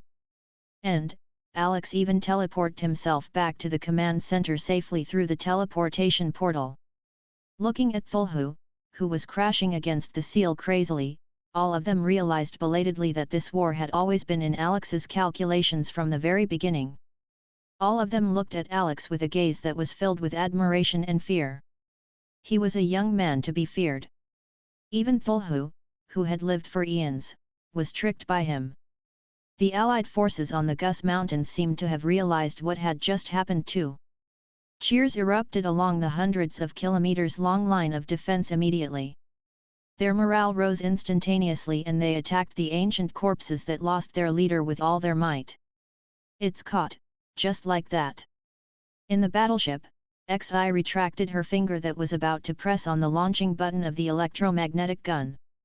Looking at Thulhu, who was trapped in the seal, she also couldn't conceal the shock on her face. Before the start of this war, she knew very well that Mag's target was Thulhu. It could be said that the outcome of Mag and Thulhu's duel would directly decide the outcome of this war. However, she had never expected Mag to lure Thulhu into the spell formation so intricately and get himself out so easily. That fellow seems to be a little stupid. It's sealed up just like that. Vicky also widened her eyes with disbelief. She was even prepared to go help Mag on the ground in her mech. She didn't expect Thulhu to be sealed in the spell formation before it could even attack. It's not stupid. He's simply too smart. Xi shook her head as she looked at the man smiling calmly on the screen. The entire process looked easy, but was, in fact, very dangerous. He needed to have power, courage, and wits, all at the same time. Perhaps, luck had played a huge part too. However, luck was also part of his power. She increasingly couldn't understand this man. However, Thulhu being sealed up meant that this war had already ended. Let's rein it in, Mag said to Jonas. Sure. Jonas nodded. He sat on the floor with his legs crossed and his magic caster's staff upright in front of him. He weaved out lines and lines of runes and sent them into the seal spell formation. Numerous complicated inscriptions appeared on the sturdy seal spell formation. Golden light glowed brightly and the spell formation began to shrink rapidly. The black evil aura quickly dissipated in the golden light and Thulhu's thousands of meters tall body rapidly shrunk under the contraction of the spell formation until it was less than 100 meters tall. The contracted seal spell formation became even more sturdy. It covered Thulhu like a golden church bell, rendering it completely unmovable. Josh's body exploded during the spell formation's shrinking process. A whiff of black aura emerged from his body and went into Thulhu's body. The golden runes on the spell formation continued to land on Thulhu endlessly, dissolving the evil power that it released rapidly and eventually reducing the evil power to nothing. Right at that instant, the red glow in the fanatic army of the dead disappeared. As though they had broken down all at the same time, the ancient corpses that were charging and biting one moment before, suddenly collapsed. They rapidly darkened and disintegrated into black powder that was dispersed by the wind. The battlefield quietened down suddenly. The Allied forces' warriors only regained their wits after a while, and then cheers reverberated throughout the Gus Mountains. We won! We've held them back! They hugged their comrades who had fought along with them in laughter and cries. Elves hugged demons and orcs hugged the knights. They had overcome the alienation and hatred between the races at that moment. The people who hadn't faced the 1 million strong army of the dead, could never imagine the fear that they had overcome. How they handed their lives over to one another as they fought together here. We won! We won! Keel, whose face was covered in blood and dirt, stumbled and yelled at the crowd in spite of the deep gash on his leg, "Chief! Chief, we won!" He dug a lava demon out from the piles of corpses with all his might and then cried. "SAHDR! SAHDR, we won!" At the end of the 3 ravines were the most brutal battlefield. After cheering, they started to look for their friends and family in the piles of bodies. The Skeleton Legion dispersed after Thulhu was sealed. All the dragons that lost their objectives began to land after flying one round in the sky. However, there was still one battle going on in the sky.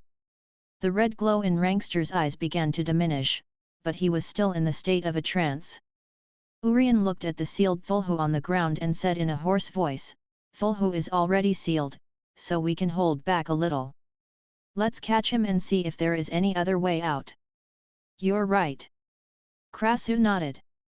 He withdrew some of his strength from his magic caster's staff and landed back on Lewis. Lewis and Douglas held back their attacks too.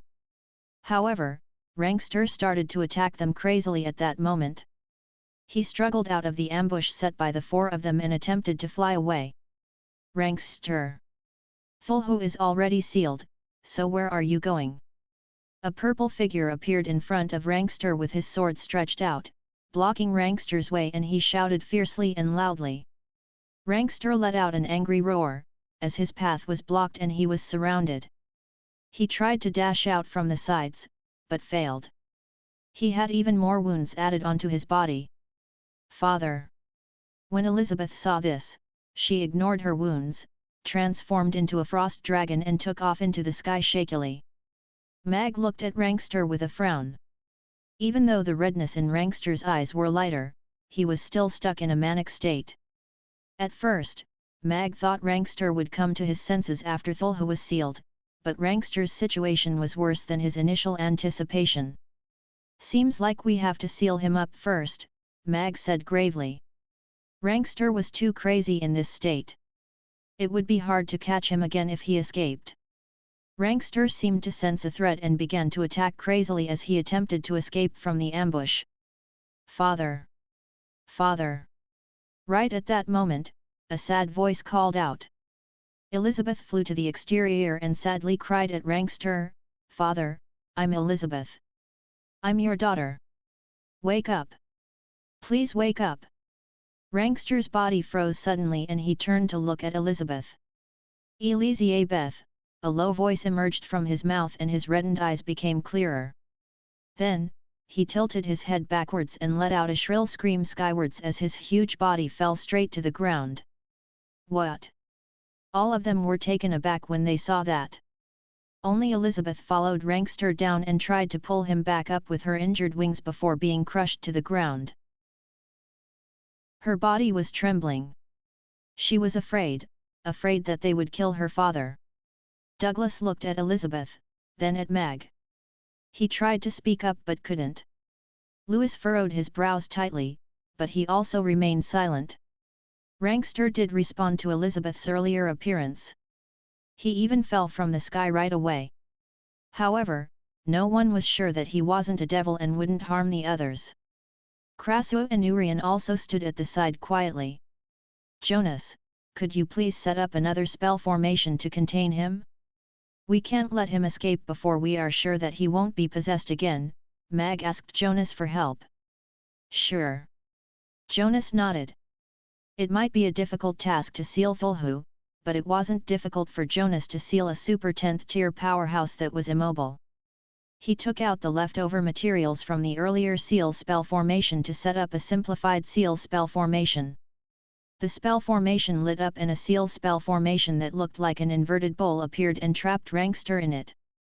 Irina raised her magic caster's staff to heal Rankster and stopped the bleeding at his wounds.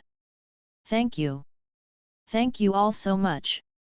Elizabeth bowed to Mag and Elizabeth deeply with a grateful expression. Even though her father was sealed up temporarily, he was also being protected. She believed her father would definitely regain his consciousness, but before that he couldn't harm the innocents again, or else he would be taken out like a terrorist. Mag nodded and turned to walk to the command center. They had already won the war. He just received a message from XI, saying that the Arli crisis was resolved, but something happened at Lantist. He had to get Dexter to go back first. Meanwhile, he still had to gather all the people in charge of the various races and hold a celebration. Although he wasn't good at that, as the supreme commander of the Allied forces, he had to say a few words to those warriors who had fought bravely. Alex, an epic legendary existence. I think the Norland continent will remember him forever. Vicky also couldn't help but marvel. Before the war began, she thought XI and her would play a very important part in this war. They might even have to ask for resources from the First Fleet. They had never ever expected. They would simply be bystanders. And, they witnessed a war that had an astonishing kill-death ratio. The enchantment of the troops' arrangement was displayed fully at that moment. And that amazing man was the absolute main lead in this war. He had displayed team warfare and individualistic heroism to the extreme and left an indelible impression on her. Vicky clenched her fists and seriously said, "I have decided. He will be the main lead in the next opera. The war has already ended, but there is a problem with Lantist. I need to go over there to check it out," Xi said and maneuvered the battleship to the south. "The star spawn of Thulho has escaped." Vicky had an intense expression. Things would be horrible if that was the case. "No. Arli City has disappeared forever." Xi shook her head and said with her perpetually calm expression, "But, Lantist has sunk." "Ah? That seems very bad too." Vicky frowned. The sinking of Lantist meant two things. Lantist had sunk and the sky of the underground city had collapsed. Accurately speaking, a hole had appeared above the underground city. A passageway between the underground city and the Norland continent was created, and it might be a gigantic hole. In the underground city, not everyone knew about the existence of the Norland continent. This secret only existed on a certain level. Vicky couldn't imagine what kind of influence it would cause if the passageway between the two worlds was created. "However, won't it be easier for us to come to the Norland continent in the future? We don't have to risk going through the spatial interstice like we did before." Vicky thought of another consequence. In that case, it didn't seem as bad as she had imagined. "Your Majesty, Lantist is still falling. The suction force is too strong and we can't get out of the vortex." Lantist was in a panic now. They first sensed the intense vibrations coming from the bottom of the sea before witnessing the infinity column that existed for eons collapse. Then, the bottom of the sea seemed to have turned into a giant vortex that sucked Lantist down as a whole. Even with the king's 10th tier power, they still couldn't get away from that terrifying suction. The king went white. That terrifying suction was beyond his abilities. That was the force of heaven and earth and beyond the theorems that he understood. After experiencing a period of darkness, they saw light again. They saw clouds and 3 scorching suns. The scary part was, these things were actually underneath them. They had fallen from the bottom of the sea into the middle of the sky. The king and the Lantistines around the royal palace were stunned. They couldn't fathom what was going on. The women and children even began to cry as they suspected that they were already dead and on their way to heaven now. A staff member walked quickly to Ferdinand, who was directing the war at the front line, and said in a trembling voice, "Lord Ferdinand, the sky is broken and a piece of the Norland continent is falling down towards the ground rapidly. Get the formation masters to repair the sky and the first fleet to blast the falling rocks." Ferdinand stood in the ruins of Arli City and looked up at the sky with narrowed eyes. A tiny black dot appeared in the layers of clouds and another black dot was rapidly getting bigger. "But, my lord, according to the reports, there is intelligent life on that piece of land. It is most probably the merfolk from Lantist," the staff member continued speaking. "What?" Ferdinand was slightly taken aback. After a moment of silence, he quickly said, "Get the first fleet to go out in full strength. Use their battleships to support that continent from the bottom and ensure that continent lands safely." "Yes." The staff member strode away. Very soon, hundreds of battleships took to the sky and flew towards that black dot. "It's fine that the sky falls. What am I going to do with a whole race that falls down? Is the secret of the underground city going to get out finally?" Ferdinand furrowed his brows tightly, but he still quickly ordered the formation masters to set up the spell formations. The miasma around Arli City had already dispersed, but now they needed a fog that wouldn't go away to conceal the gaze of the visitors from seeing another continent. Chapter 2188 The next 100 years. Although it's true, he did have an easy way out by dying so cleanly and quickly. Connie was indignant. The orc race had lost over 100,000 orcs because of this fellow and he simply died so easily. This was equivalent to an insult to them. However, the war has ended and all is peaceful again. Moreover, we even gained 100 years of peace. This does seem quite good too. A smile appeared on Connie's face again. If the war today was a racial war, the casualties of the various races would be much worse. Rex nodded as he looked at an orc and a knight sharing a bottle of wine in celebration with a smile. Furthermore, this war seems to have changed this world. Yes. It does look a little like Chaos City. Connie nodded. She couldn't pinpoint it, but it just felt like it. It was a friendship that was built on the battlefield based on trust and had overcome death. They believed even if the war ended and all the Allied forces returned home, this seed that was sown in their heart wouldn't disappear. It would grow and take root, and perhaps even grow different fruits. Many things could happen in 100 years. Chaos City came from nothing and Lantist also appeared suddenly. What about the next 100 years? It actually made one look forward to it. Helena came over to Irina and looked at her in a daze. The tree of life gave you its heart. So what if it did? Irina looked at her without showing any inclinations. Helena swayed and her face turned pale. Then, she turned to leave. Irina watched Helena leave with a frown. She felt befuddled and a little lonely unexplainably. The joy of winning the war spread across the Gus Mountains, even the weapon factories at the rear rejoiced. Our luck's not bad. We blacksmiths don't have to go to the front line. Mabai picked his wine flask and took a few gulps before tossing it to Lulu. Lulu also took 2 gulps bashfully, but his gaze was looking at the little white fox that was hiding in his arms. He thought Zixi was going to like this little one. Mond nervously asked Sargeras, who was opening his eyes in befuddlement, with reddened eyes, "Chief? Chief? Are you all right?" Cough cough, Sargeras coughed twice. The coughing pulled at his wounds and he frowned, but when he saw Mond and Keel surrounding him as he opened his eyes, he angrily said, "Why are you all surrounding me?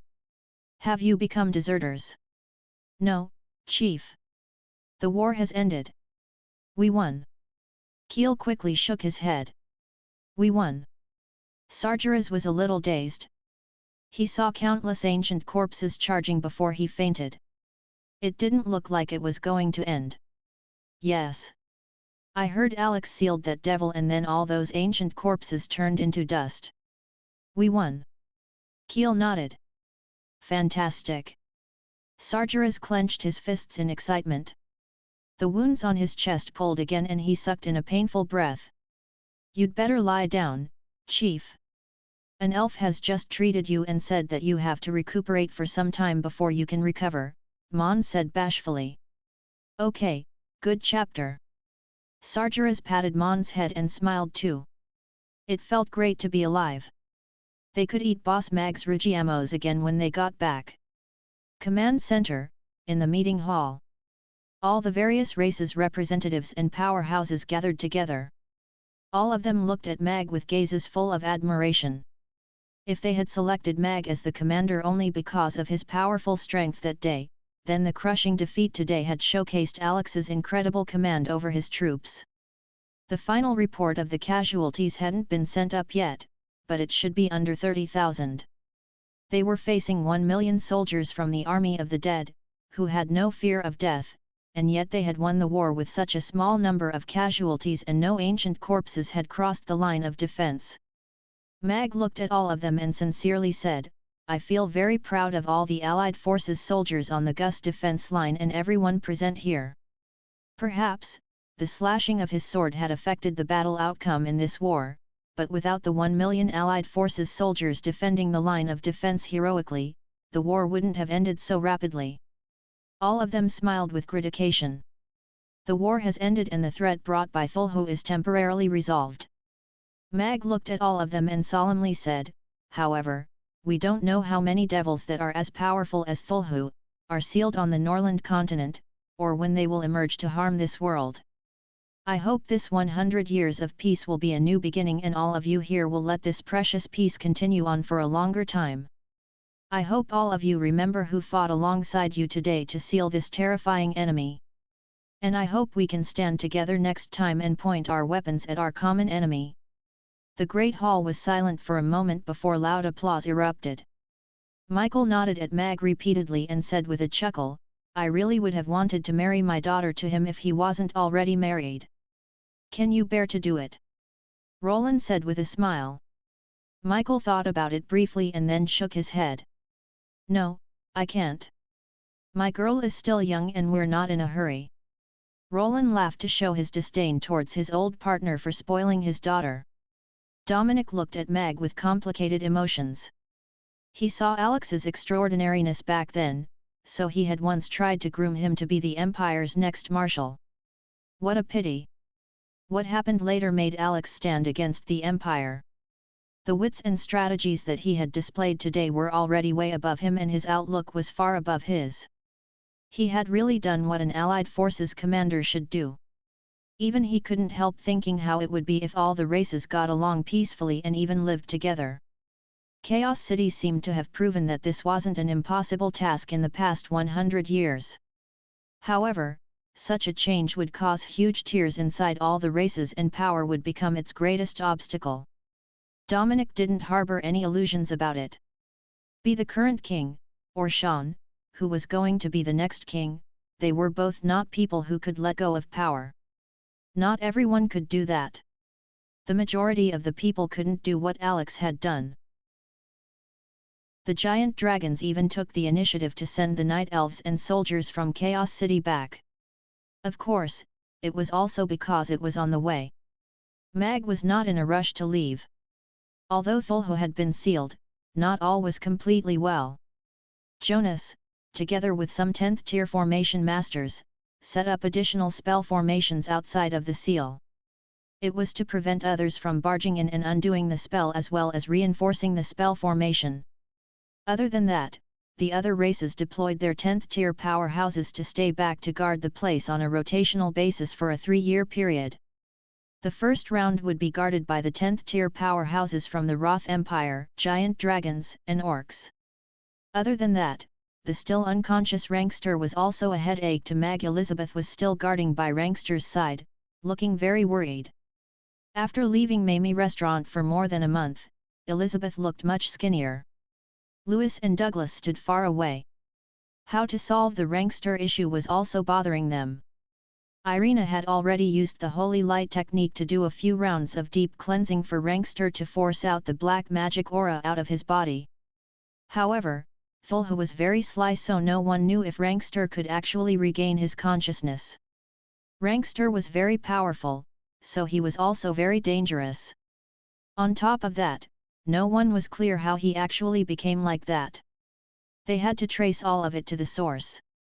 After Irina had done several treatments for Rankster, the latter, who had been unconscious for hours, finally woke up. His eyelids moved and he opened his eyes. It was a pair of clear, golden eyes. He was stunned when he saw all the snow and ice around him. He attempted to stand up but was trapped by the seal and could not move. "Father!"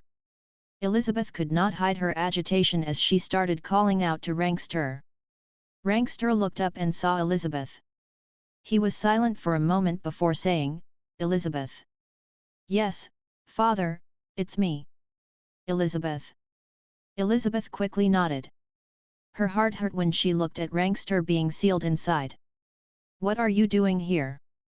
"That devil," Rankster seemed to have recalled something. He suddenly looked nervous and a golden glow covered his body as he attempted to break free from the seal. The devil had been resealed. "Father, don't worry. We are safe now," Elizabeth quickly said. "I think he's fine," Irina told Mag. "We still have to observe him longer." Mag was not persuaded. Back then when Josh was controlled by the devil, he did not appear strange and managed to deceive many people. Douglas and Lewis were elated. If Rankster could regain his consciousness, that would be a blessing to the giant dragons. Resealed. Rankster was stunned. He looked around and saw Mag standing at the side. He asked in shock, "Alex? Why are you here?" However, very quickly, he appeared to be in pain as some pieces of memories started flashing in his head. Father. Elizabeth looked at him nervously. After a very long time, Rankster digested all his memories. He sighed solemnly and said, I am guilty. Mag took a step forward and said to Rankster, it seems that you've already recalled some things. You don't have to be too guilty. However, we need to know what happened between you and Thulhu. Why were you at the cave sealed under Dragon Island? Why did you follow Thulhu over? Rankster thought for a while and said, 3 years ago, I found some traces of ancient civilization on Dragon Island. As there was a horrifying black devil aura leaking out, I stayed back to observe and guard the place. But I did not expect the devil aura to slowly corrode my mind and I ended up being consumed by it. When it was escaping, I attempted to kill it but was not its match at all and was totally under its control. I have no memory of what happened after that. However, I recalled some parts just now. It brought me to the ice sheets and started digging and beckoning ancient corpses. We even exchanged blows and I also killed a lot of people and my fellow men. Rankster's voice dwindled with remorse. As a proud dragon, he could not accept the fact that he had become the devil's accomplice and had brought calamity upon this world. On top of that, he had even killed tens of giant dragons and soldiers of different races from the allied forces. His hands were stained with the blood of many innocent men. Mag nodded. It was pretty much what he expected. Before that, almost no one knew what the Great Old Ones were and Rankster was controlled by Thulhu in a defenseless state. After he failed to struggle free, he became its puppet. However, he managed to retain his consciousness with his strong will as a powerhouse. A person with a weak will like Josh would have his soul consumed very quickly and be reduced to a tool.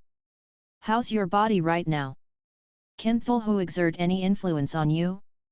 Is there any of its residual aura left in your body? Mag asked. This was very important. Elizabeth looked at Rankster nervously as well. Douglas and Lewis exchanged glances. That determined whether Rankster could be freed. Rankster closed his eyes and his body glowed with a faint silver light. Soon after, wisps of black smoke were forced out of his body through his scales.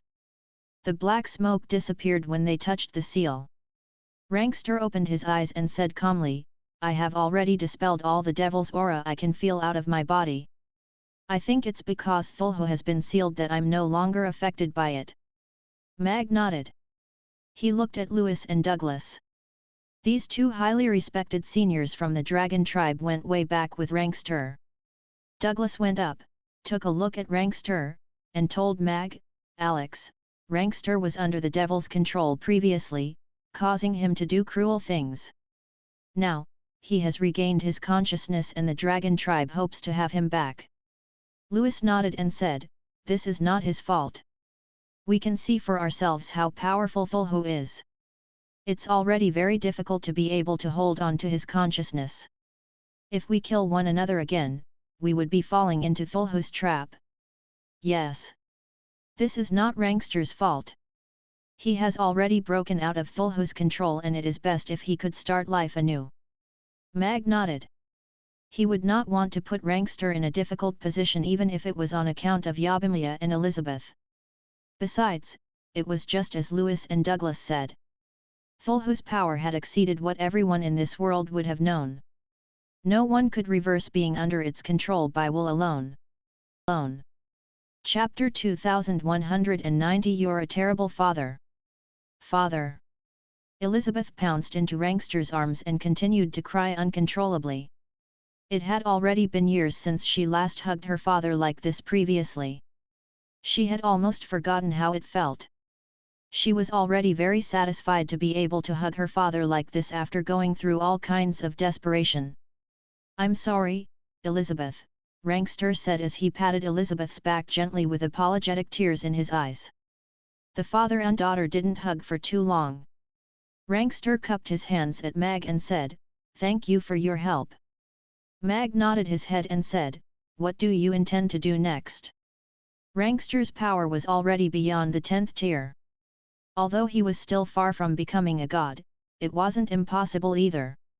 I'll go somewhere deserted and spend the rest of my life repenting my sins, Rankster replied calmly. Father. Elizabeth's expression changed. She had just found Rankster, was he going to leave her again? Lewis and Douglas frowned too, but they could understand what Rankster was feeling right now. After pondering briefly, they chose to keep quiet. Mag shook his head and said, "You don't have to do that. You didn't mean to do what happened today. Besides, your initial intention was to check out the situation and solve the problem. Moreover, the Norland continent needs powerhouses to defend it if another devil breaks out of the seal again. Are you trying to evade that by going away? You know that there is more than one devil being sealed up on the Norland continent." Mag's voice was soul-arousing and he looked at Rankster with a sharp gaze. Rankster was slightly taken aback as he met Mag's gaze. After being quiet for a long time, he said, "If another devil breaks out again, I will be the first to fight against it, even if it will cost me my life. But I can't face everyone. I have let them down after I killed so many innocents while being enchanted. The Allied forces' warriors are worthy of respect and remembrance when they died at the front line while defending the Norland continent, but all these things are caused by the devil.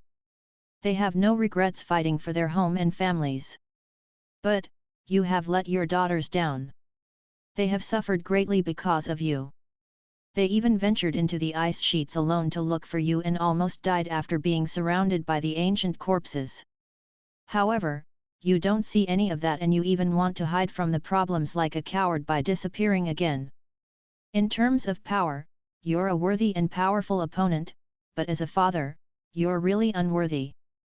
Mag looked at Rankster with ill-concealed disdain and mockery. He had already deemed Rankster as a jerk when he found out that both Yabimiya and Elizabeth were Rankster's daughters. Elizabeth was the chief's daughter, but she was ostracized in her own tribe and even almost died in an unfair gladiator fight. Yabimiya had a difficult life with her mother since she was young and almost starved to death in front of Mamie restaurant. Meanwhile, their father, the chief of the Frost Dragons, a 10th-tier powerhouse on par with Alex, knew nothing about them. He was a terrible father and a terrible husband. Mag was a new father, but he really had great disdain for Rankster from the bottom of his heart. Rankster swayed as though he was struck by lightning. He looked at Elizabeth and moved his lips, but he only felt a dryness in his throat and couldn't say a single word. Elizabeth's eyes were red again when she heard Mag's words. Biting on her lips, she said, "Father, I've found my younger sister. She has never met you. Can you really bear not to go see her?" "Younger sister?" Rankster looked at Elizabeth and his eyes suddenly widened.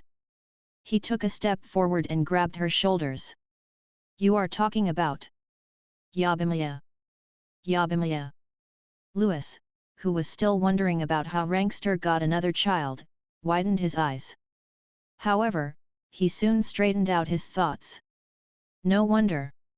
Rankster had half of the Golden Dragon's blood. If Yabimiya was his daughter, then it made sense why a half-dragon could have such a powerful talent.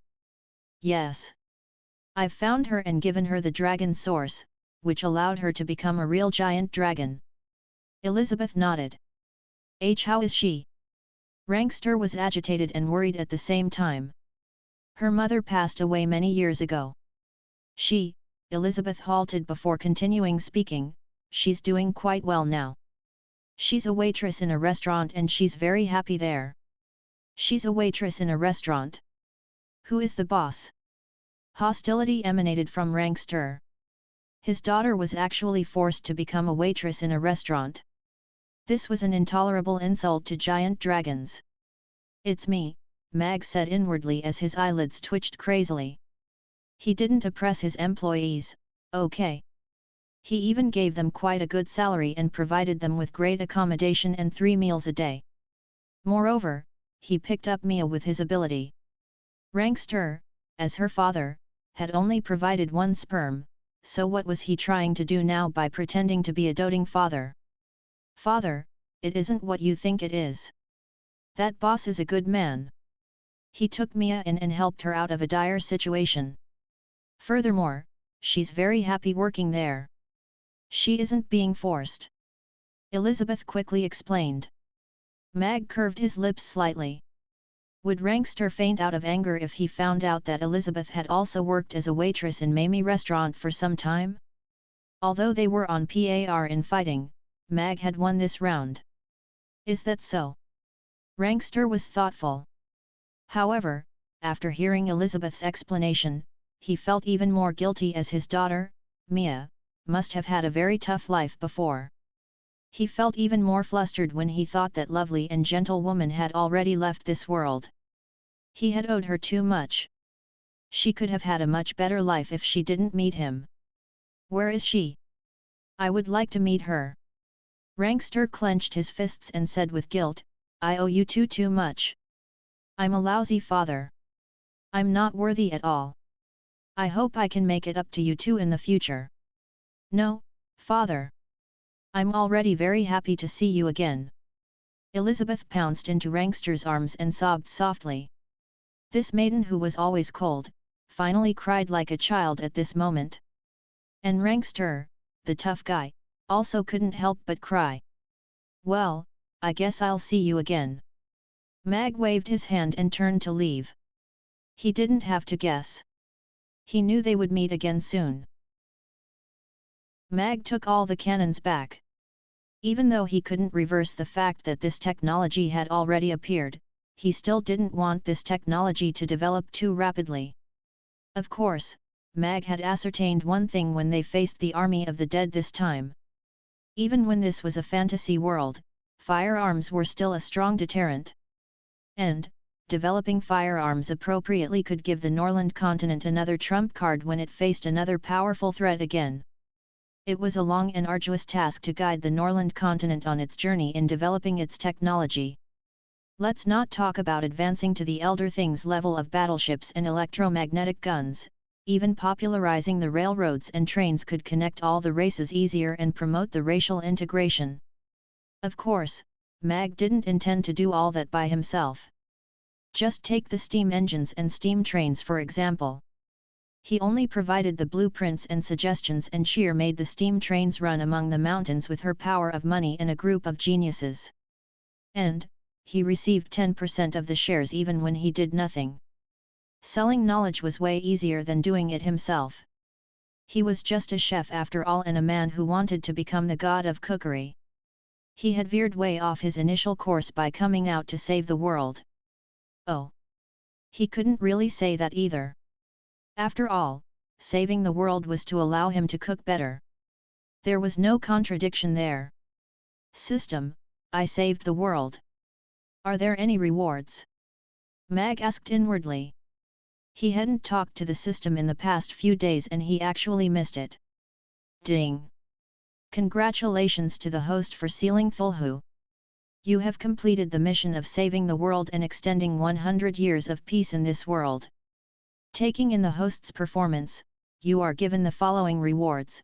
1. The restaurant's defense is raised to the highest level, 10th tier. It can resist all 10th tier attacks. 2. A recipe for Sichuan spicy chicken. 3. A recipe package of mousse cakes and desserts. The system's voice spoke up happily. Mag's eyes lit up when he heard that.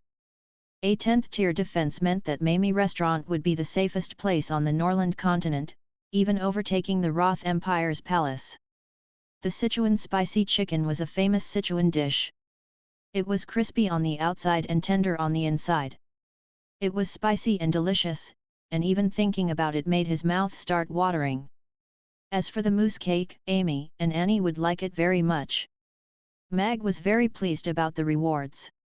System, why don't you give me a dozen industrial blueprints? It will be best if they are from the electrification age, and then we can lead this world straight into the electrification age, Mag said inwardly. Host, you're daydreaming, the system replied decisively. I am planning for the future. Think about it. Although Thulhu is sealed now, an Airwasa or a Haster might pop up again someday. A world without technology is on the losing end. Moreover, there's the Elder Things, and their technology level is tens of thousands of years ahead of the Norland continents. They are living in the underground city right now, but what if their rulers decide to come up to rule over us one day? Wouldn't the Norland continent be in a dire situation then? Mag said seriously. This system doesn't have the permission to make that decision. Despite Mag trying to talk his way into a deal, the system still wasn't convinced. Moreover, raising the world's technological level abruptly will cause unknown risks to this world. It doesn't adhere to the normal evolutionary principles. The host shouldn't interfere, otherwise you will attract heaven's punishment. The system warned Mag gravely. Heaven's punishment. Mag was reminded of the previous ordeal of lightning and he couldn't help cocking his eyebrow. It seemed like it was impossible to upgrade through the system directly. However, Lantist has sunk into the underground city and the connection between the worlds is already set up. Isn't it worse if the Elder Things technology directly hedges against the Norland continents? Mag frowned. Furthermore, the Elder Things technology is way above Earth's, so their food must be extremely sophisticated. This isn't good for me in my journey to becoming the god of cookery. Currently, the information is limited and we can't evaluate the Elder Things food and beverages level. However, please feel more confident about yourself, host. Their food might have evolutionalized into a simpler and more nutritious form, but the taste is decided by the heart. It won't be elevated just because the technological level has improved, the system replied. After thinking about it, Mag agreed with the system. Food came from chefs, not engineers, just like the mesmerizing food on Earth, which mostly came from some small restaurants. Mag ended his conversation with the system and conducted a short and concise conversation with Dominic before leaving with Irina. Back to Chaos City. Irina asked him. I want to send you back first. I need to go to Lantist. Mag explained, the Elder Things blew up Thulho's old nest and accidentally sank Lantist. Isn't Lantist at the bottom of the sea? Irina frowned, then she widened her eyes as though she suddenly remembered something. It fell into the underground city. Mag voiced out what Irina was thinking directly. Then, does it still exist?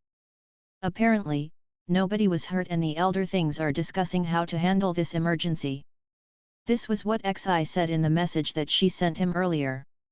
He was close to Lantist and was one of the few people who knew about the Elder Things' existence. I don't know about the situation in the underground city right now. To Lantist, this can be dangerous or a great opportunity. Mag added on. Mag liked the Elder Things a lot more after Xi took the initiative to assist in the war in the north and the Elder Things bombed Arlai City and solved the problem in the rear for the Norland continent. At least, it showed that they weren't a race who thought they were above the others and there was a possibility for equal communication. Of course, the other party had the power to flatten the Norland continent at any time, so it was rather juvenile to think that they could sit at the same table for negotiation. The best situation was for the Norland continent to develop itself quietly on its own track, while the Elder Things maintained their independence and mystery. However, Lantist had fallen into the underground city now. Tens of thousands of merfolk had migrated as a whole. He guessed the leader of the Elder Things should be having a headache right now. Irina nodded and didn't pursue it.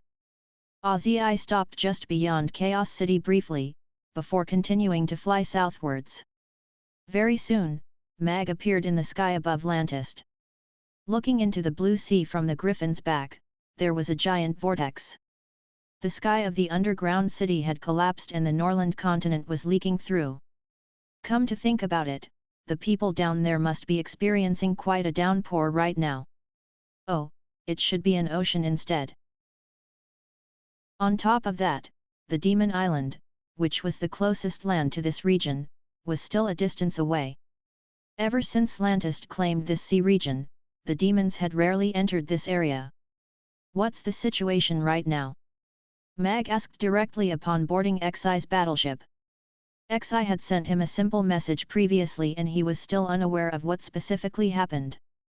The hole can be filled up very quickly, but before that, Lantist needs to make a decision. Xi told Mag what?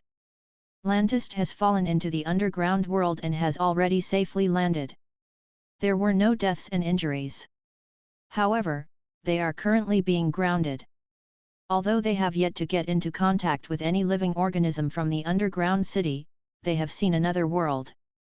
Therefore, we have decided to give them two choices. The first is to return to the Norland continent.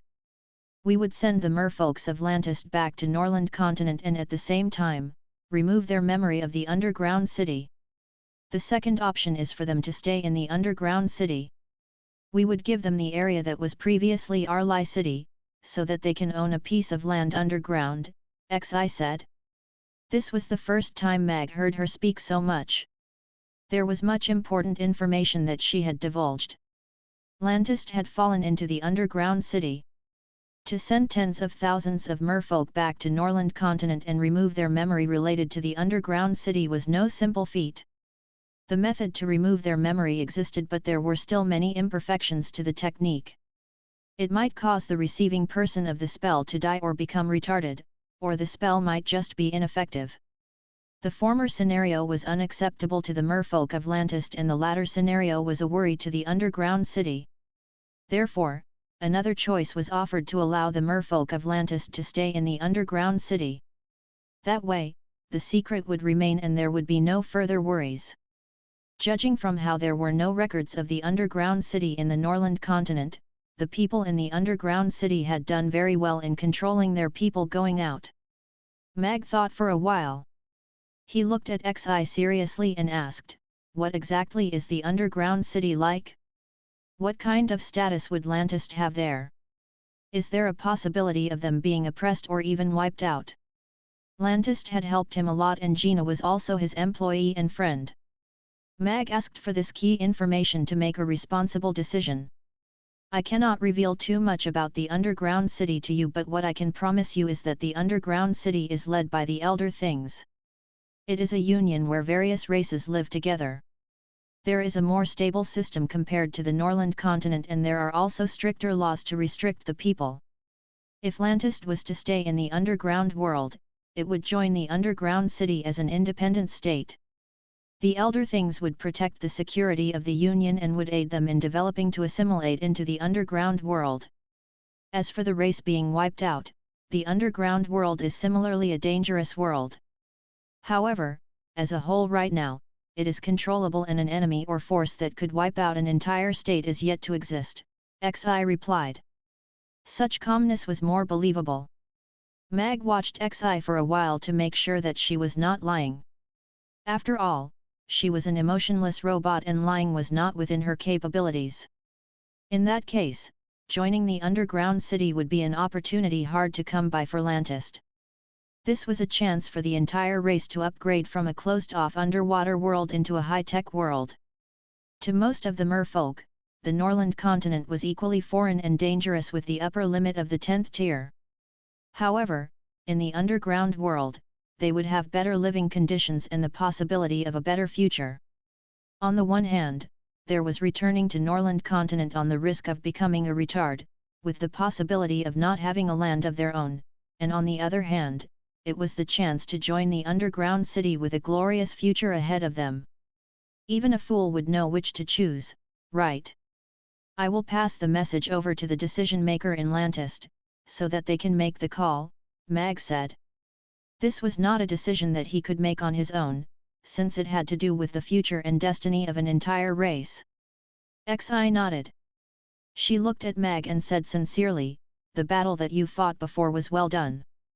Even so, I still hope that there will not be a next time." Mag shook his head with a smile. No war is well done or not well done. There were still countless corpses of soldiers laying on the ice sheets. Dexter and Gina, who had set off beforehand, arrived at the sky above Lantist only half an hour later. They saw Mag, who was sitting on the griffin's back, and quickly moved their flying steed closer. "Master, look!"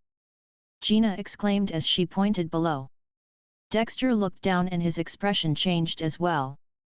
What used to be the calm sea surface was now replaced with a giant vortex that appeared to be leading straight to the bottom of the ocean. Someone had set up an illusion on the surface of the sea. "Mr. Mag, what's going on?" Dexter quickly asked. Mag only said that something strange had happened at Lantist and told him to return quickly. He did not expect Mr. Mag to reach even before them, and the sight of the situation at the surface of the sea made his heart sink. He could not hide the worry on his face. Mag looked at Dexter and Gina, sounding as gentle as he could. Right now, what I am about to say might be difficult to believe, but everything is the truth. Please be mentally prepared. All right. Dexter nodded. Mag had helped Lantist to stand back up again and was a very trustworthy friend. Lantist had sunk once again, Mag said. What? Dexter and Gina stared at Mag with their eyes wide open. Actually, another world exists under the Norland continent. They call themselves the Underground City. There had been strange movements beneath Lantist for the past 2 days. That was the nest of Thulhu, which had been sealed. There were many devils in the nest, and the forces from the Underground City had bombed it. However, this had also caused Lantist to fall into the underground world, Mag explained. Even Dexter, with his experience and composure, was lost after hearing Mag's words. The sky and ground exist in the Norland continent. How can another world exist below? On top of that, Lantist had fallen down from the Norland continent into another world all of a sudden? In that case, where are our people? Gina asked the question that had been weighing inside her. They are very safe right now. No need to worry. Mag assured them. Gina heaved a sigh of relief and said, will they be able to come back? Dexter came back to his senses and looked at Mag nervously as well. That so-called underground city must be very powerful to be able to create a channel in between two worlds. Lantist's elite troops had all gone to the front line, and those who had stayed back were people that were not very powerful. No one would know what to do in that situation when they suddenly fell into another world. Yes. That is the key question. Mag nodded. Right now, the underground city wants you to make a decision to either stay there or return to the Norland continent. After hearing Mag's description of the underground city, Dexter and Gina were both shocked. Another world, under the Norland continent, controlled by an even stronger and more advanced race. Right now, Lantist has fallen into that world. They had once given up on the Norland continent and had now entered an even richer underground world with a new civilization. Right now, Lantist had the chance to join this world and assimilate into their culture. Mr. Mag, you are Lantist's benefactor. We, Dexter said with a frown. What I did was just a simple gesture. You should consider Lantist's future. I hope I am not a factor influencing your choice. Mag shook his head with a smile. He knew what Dexter was going to say. Besides, I am happy to see a stronger Lantist and a force that would have kind intentions to the Norland continent in the underground city. Dexter's eyes lit up. He looked at Mag and nodded. I understand. Mag nodded with a smile. He knew that Dexter would make the wise choice. As for Lantist, this was indeed a chance that was hard to come by. I want to stay in the Norland continent. Gina finally spoke after staying silent. She was very smart, and after listening to Mag and Dexter's conversation, she had already guessed that Lantist would remain in the underground city. Mag and Dexter looked at her. I want to stay with Mr. Mag and continue serving Mr. Mag. Gina looked at Mag and said thoughtfully, you saved me and gave Lantist hope. You even found an even brighter future for Lantist. I want to stay to repay this favor. Dexter looked at Gina, hesitating to speak. Gina had pure royal blood. On top of that, she was very talented in magic. If she were to go to the underground city, she could very well break through the 10th tier limit and become the hope of Lantist's future. However, Dexter could not find any words to refute what she said. What Mag had done for Lantist was not something one could repay with words alone. Gina, your parents, family, and friends will all be going to the underground city. If you stay behind, you might not have the chance to see them again. Mag looked at Gina with a smile. Silly lass. You don't owe me anything. You should pursue an even better future and not be bound by the so-called repaying of a favor. No. I want to stay in Mamie restaurant. It's not just to repay your favor but also because I love my colleagues and the delicious food, Gina was resolute. Although she did blush slightly towards the end, that did not make her change her mind. I must stay. I like the Norland continent and I like this world. This child, Dexter sighed and smiled helplessly. After all, she had been learning magic from him since she was a kid and he knew her character very well. Mag looked at Gina and could not help but feel a little touched. He thought for a while and said, I respect your decision. Thank you, boss. Gina jumped up and down happily. Mag looked at Dexter and said, this is between the Lantistines and the Elder Things. I am just a middleman. Now that there is a basic understanding, I will get the person in charge over there to discuss the details with you.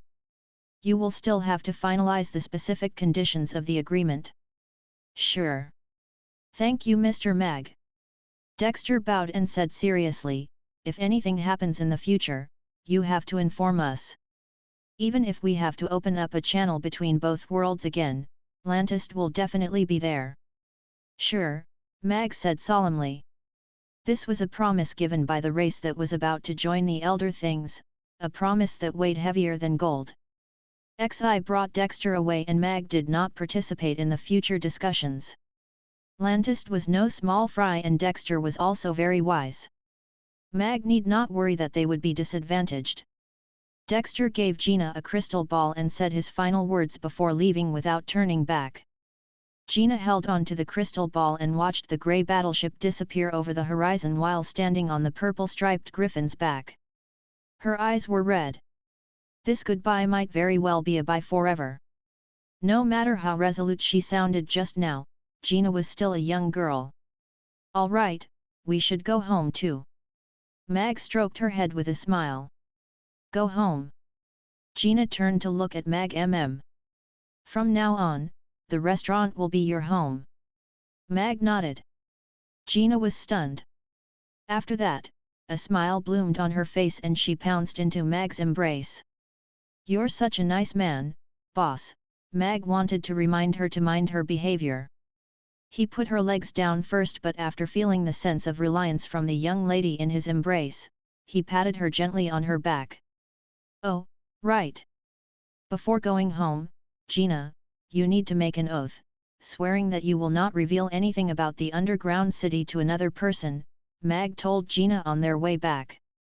The underground city had strict requirements to prevent any information leaking out about their existence. As the Princess of Lantist, if Gina wanted to stay on the Norland continent, she would have to keep her part of the deal. Wiping out that part of Gina's memory would be pointless. Even if she did not know of the existence of the underground city and had not heard that conversation, how could one explain the disappearance of Lantist and her people all of a sudden? Tell her that her people were wiped out? This child would probably live in misery and hatred for the rest of her life. Since she had chosen to stay on the Norland continent, Mag could only make her promise not to leak out any information about the underground city to anyone. Besides, is the underground city really that unreachable? It was no longer mysterious since it had already shown the tip of its iceberg. The answers to breaking past the 10th tier might be found there. One day, Mag would go over personally to take a look at the other side of this world. Gina did not probe further and swore straight away. Mag passed the footage of Gina taking the oath to Xi and told the latter that the former had chosen to stay on the Norland continent. Do I really not have a chance to meet them anymore? Gina asked softly, feeling a little down, after taking the oath. Don't worry. When you're all grown up and have become even stronger, you would definitely get to meet them again, Mag said encouragingly. Gina was extremely talented. In the future, she would definitely break through the 10th tier. Really? Gina's eyes lit up. Of course. Before reaching the restaurant, they saw a group of children crowding around the magic potion shop. What are you looking at? Mag went over and asked with a smile. Annie, Amy, Anna, and Jessica were there, squatting in a circle. Father. Amy turned to look upon hearing his voice. When she saw Mag, her eyes lit up and she opened her arms wide to ask for a hug. Mag picked the little girl up and gave her a peck on her chubby cheeks. Muick Amy held Mag's face and returned him a sweet kiss. After that, she said happily, "Father, you're finally back. Amy baby missed you so much that I couldn't eat or sleep properly." "I missed Amy baby too." Mag felt warm and fuzzy inside. However, he noticed that the little girl's baby fat did not seem to have gone down. It seemed that Zixi had been taking very good care of them over the past few days. "So do you want me to cook you a good meal as compensation?" Mag asked with a smile. "If it's a meal. I don't think it's enough. At least 2 meals." Amy stuck out 2 fingers. Mag smiled even brighter. The little one had already learned how to bargain. Annie and Anna were equally happy to see that Mag had returned. "Uncle Mag, you're back. Did big sister Shirley come back with you?" Anna asked. She should be back too." Mag nodded with a smile. Shirley was slightly injured on the battlefield, but it was not a big issue. She should be with the Night Elves currently. She might not have been dismissed yet. "That's great." Anna's eyes lit up as she smiled with assurance. "You're back. That's great." Annie signed. Mag stroked her head with a smile. "This little one is still so obedient." "Uncle Mag, welcome home," Jessica said as she looked at Mag. "Hello Jessica, stay over for a meal later before you go home." "I'll let your mother know," Mag said. Millimeter. Jessica nodded. Her eyes shone brightly. The thought of being able to enjoy Uncle Mag's delicious cooking made her feel very blissful. Mag finally saw the small white thing they were gathering around, now that the children had dispersed. It was a snow fox, about the size of Ugly Duckling. It was white from head to toe and was laying on the ground sizing up its surroundings with its bright, black eyes.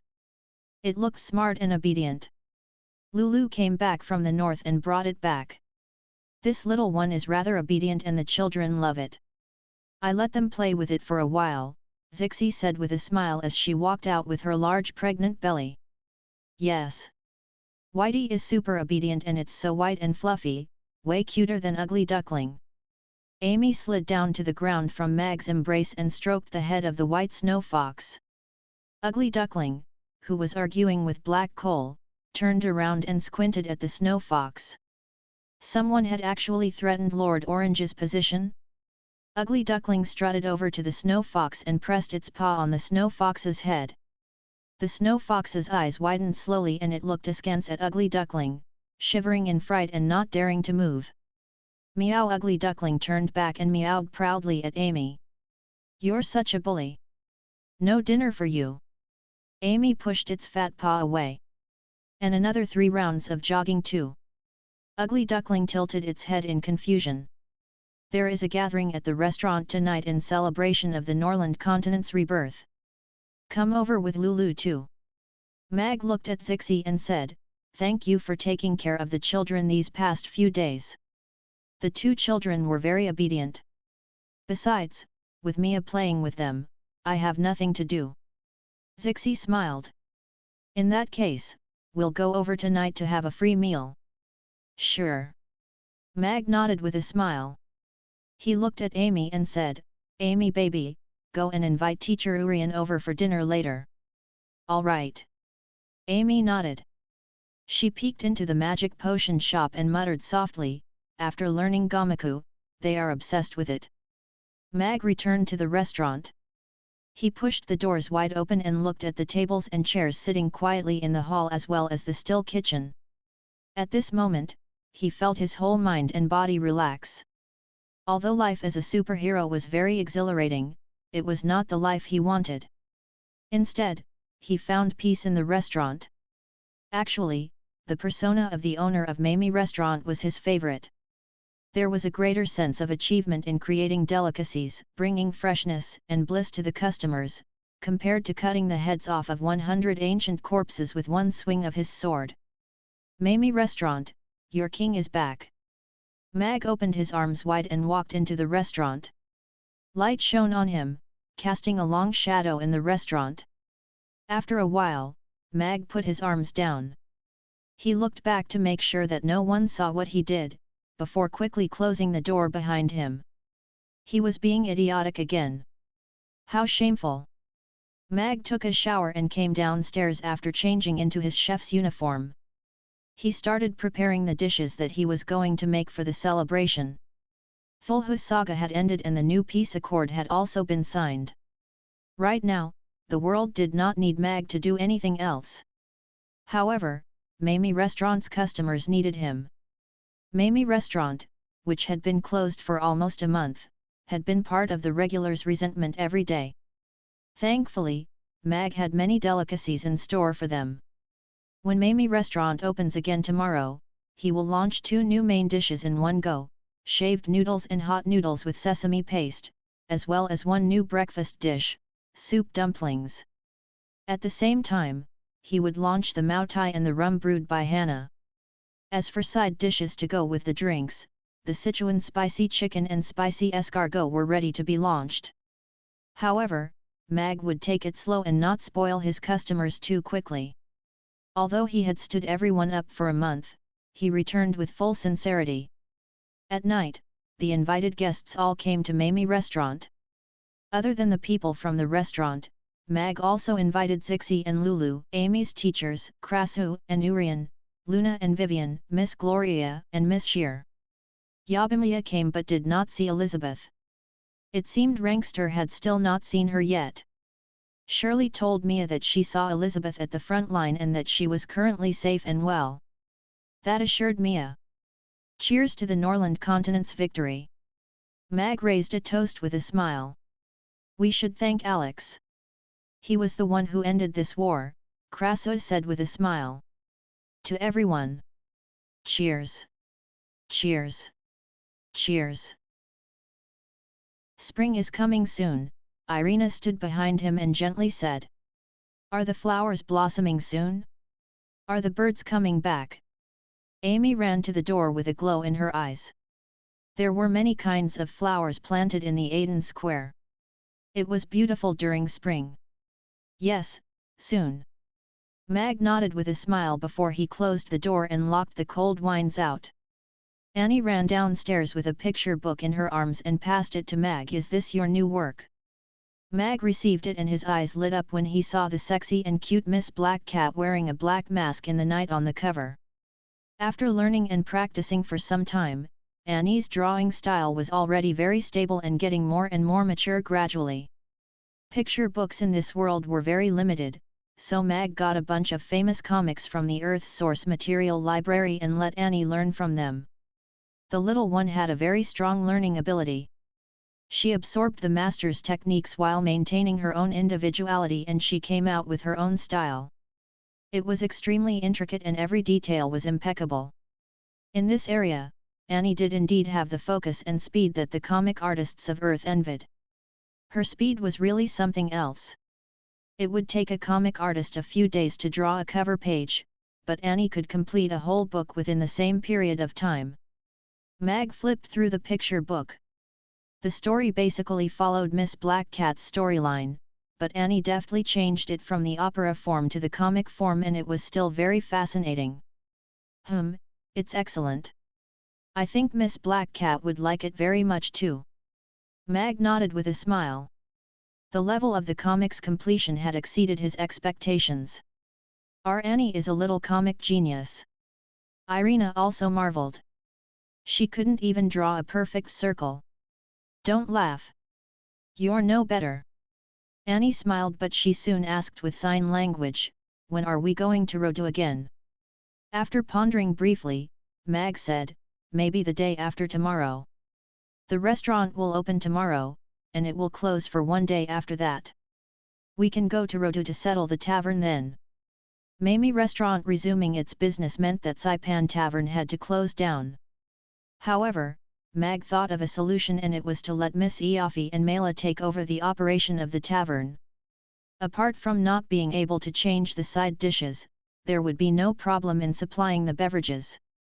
Of course, the premise was that Miss Eoffy had to be willing to take over. Meanwhile, he was also very curious about if the Black Cat Opera House had moved into the venue he had reserved for them and how their current operation was. Lying on the bed at night, Irina finally had the chance to be alone with Mag. How is the situation at Atlantis now? They should be choosing to join the underground city and leave the Norland continent forever. They won't be interacting with us anymore, Mag answered. He repeated Xi and Dexter's conversation to Irina briefly. Then, Gina chose to stay behind. She said she likes the restaurant and everyone. She doesn't want to go to the underground city, so she made a promise to stay on the Norland continent, Mag explained. Gina is a good girl and the restaurant will be her home in the future. Irina nodded. We will prepare a handsome dowry for her when it's time. We will be her maternal family. Mag nodded too. What if she only wants to marry you? Irina looked at him smilingly. Is that money going from your left pocket to your right pocket? Mag raised his eyebrows slightly and seriously said, am I that kind of person?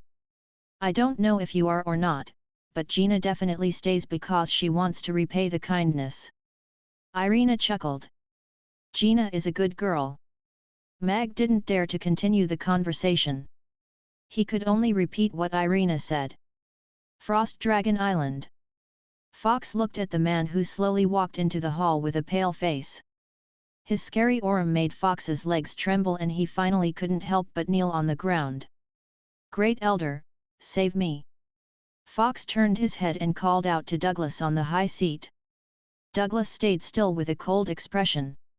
On the other high seats, the other elders wanted to speak out, but they chose to remain quiet eventually after they saw Rankster in his silver armor. This was the only man who was Alex's equal on the Norland continent. Fox, this useless fellow, still couldn't advance to the 10th tier by now. Everyone knew what Rankster's return meant. The king of the Frost Dragons was back. And based on what he did previously, everyone knew what would happen if they provoked him. He would even kill the elders if they antagonized him. Rankster walked to Fox and looked down at him with a cold smirk.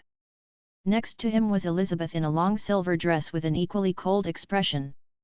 I heard you want to be the chief, Rankster said with a laugh. Aye, Fox couldn't breathe under the terrifying aura. He said with a quivering voice, I just didn't want the Frost Dragons to be without a leader. Now that you're back, you are naturally still the only king, big brother. Is this just going to end like this? Rankster took one step forward and Frost crept up Fox's knees and froze him. Fox crouched on the floor and kowtowed with a fearful expression as he said, Big brother. Chief. Mercy, Chief.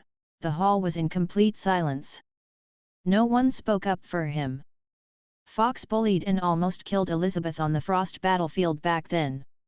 It would be a wonder if Rankster didn't kill him today. No one could save him today. Rankster raised his right hand with ill-concealed disgust. Father, hand him to me. Right then, Elizabeth, who had been quiet, spoke up. Rankster flicked a glance at Elizabeth and retracted his hand. He nodded and took a step back. Fox saw a glimpse of hope and agitatedly said to Elizabeth, Elizabeth, I have been good to you. Please spare me, spare me. I will be your slave in the future, I'll give you one chance. I'll see you on the Frost battlefield. Elizabeth looked at Fox coldly. You may leave if you win. You will die on the Frost battlefield if you lose.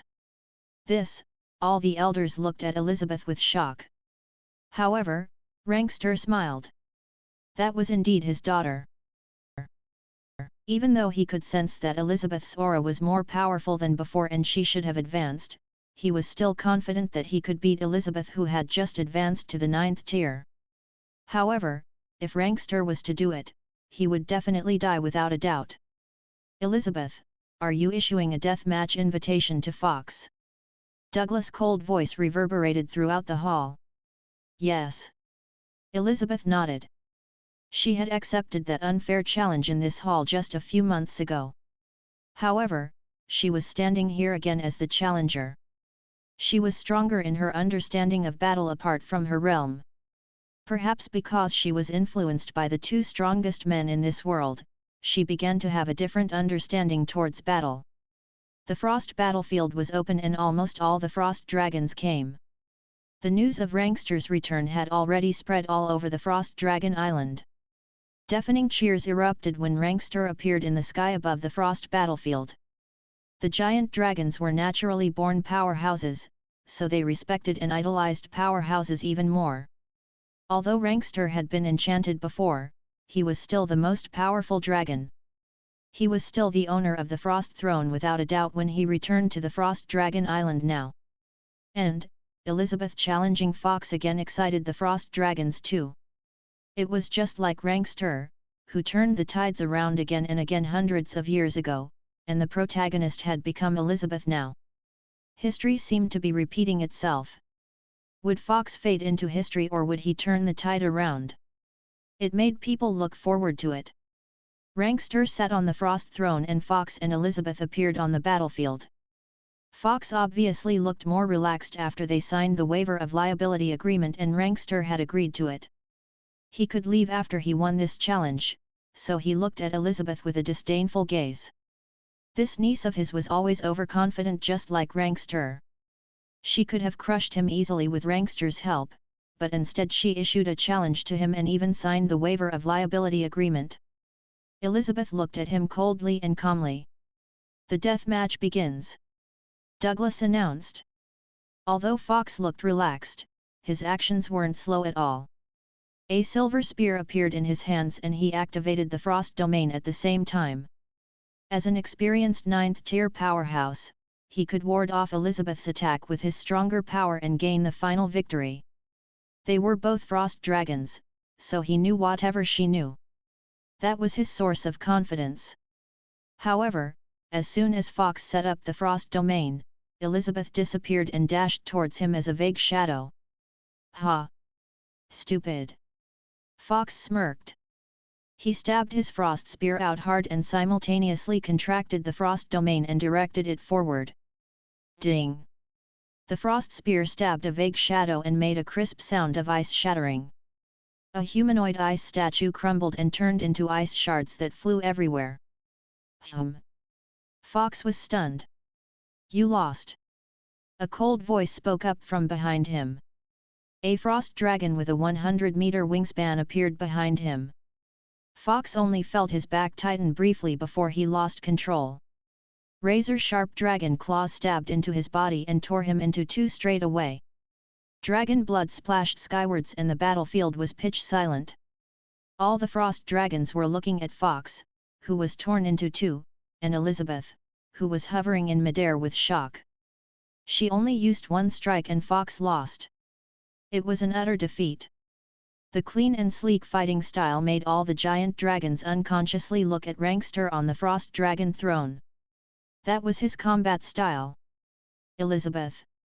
Elizabeth! Elizabeth!" Cheers echoed throughout the sky above the battlefield. A proud smile appeared on Rankster's face. That was his daughter. Elizabeth transformed into her human form and walked off the battlefield with a calm expression. She didn't look excited because she killed Fox.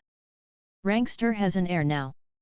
Douglas looked at Elizabeth and nodded his head in satisfaction. "Josh is already dead, all the war criminals are hanged and we have received the compensation. From today on, our feud with the Roth Empire is considered over. If anyone violates the agreement between the parties, he or she will be charged with treason."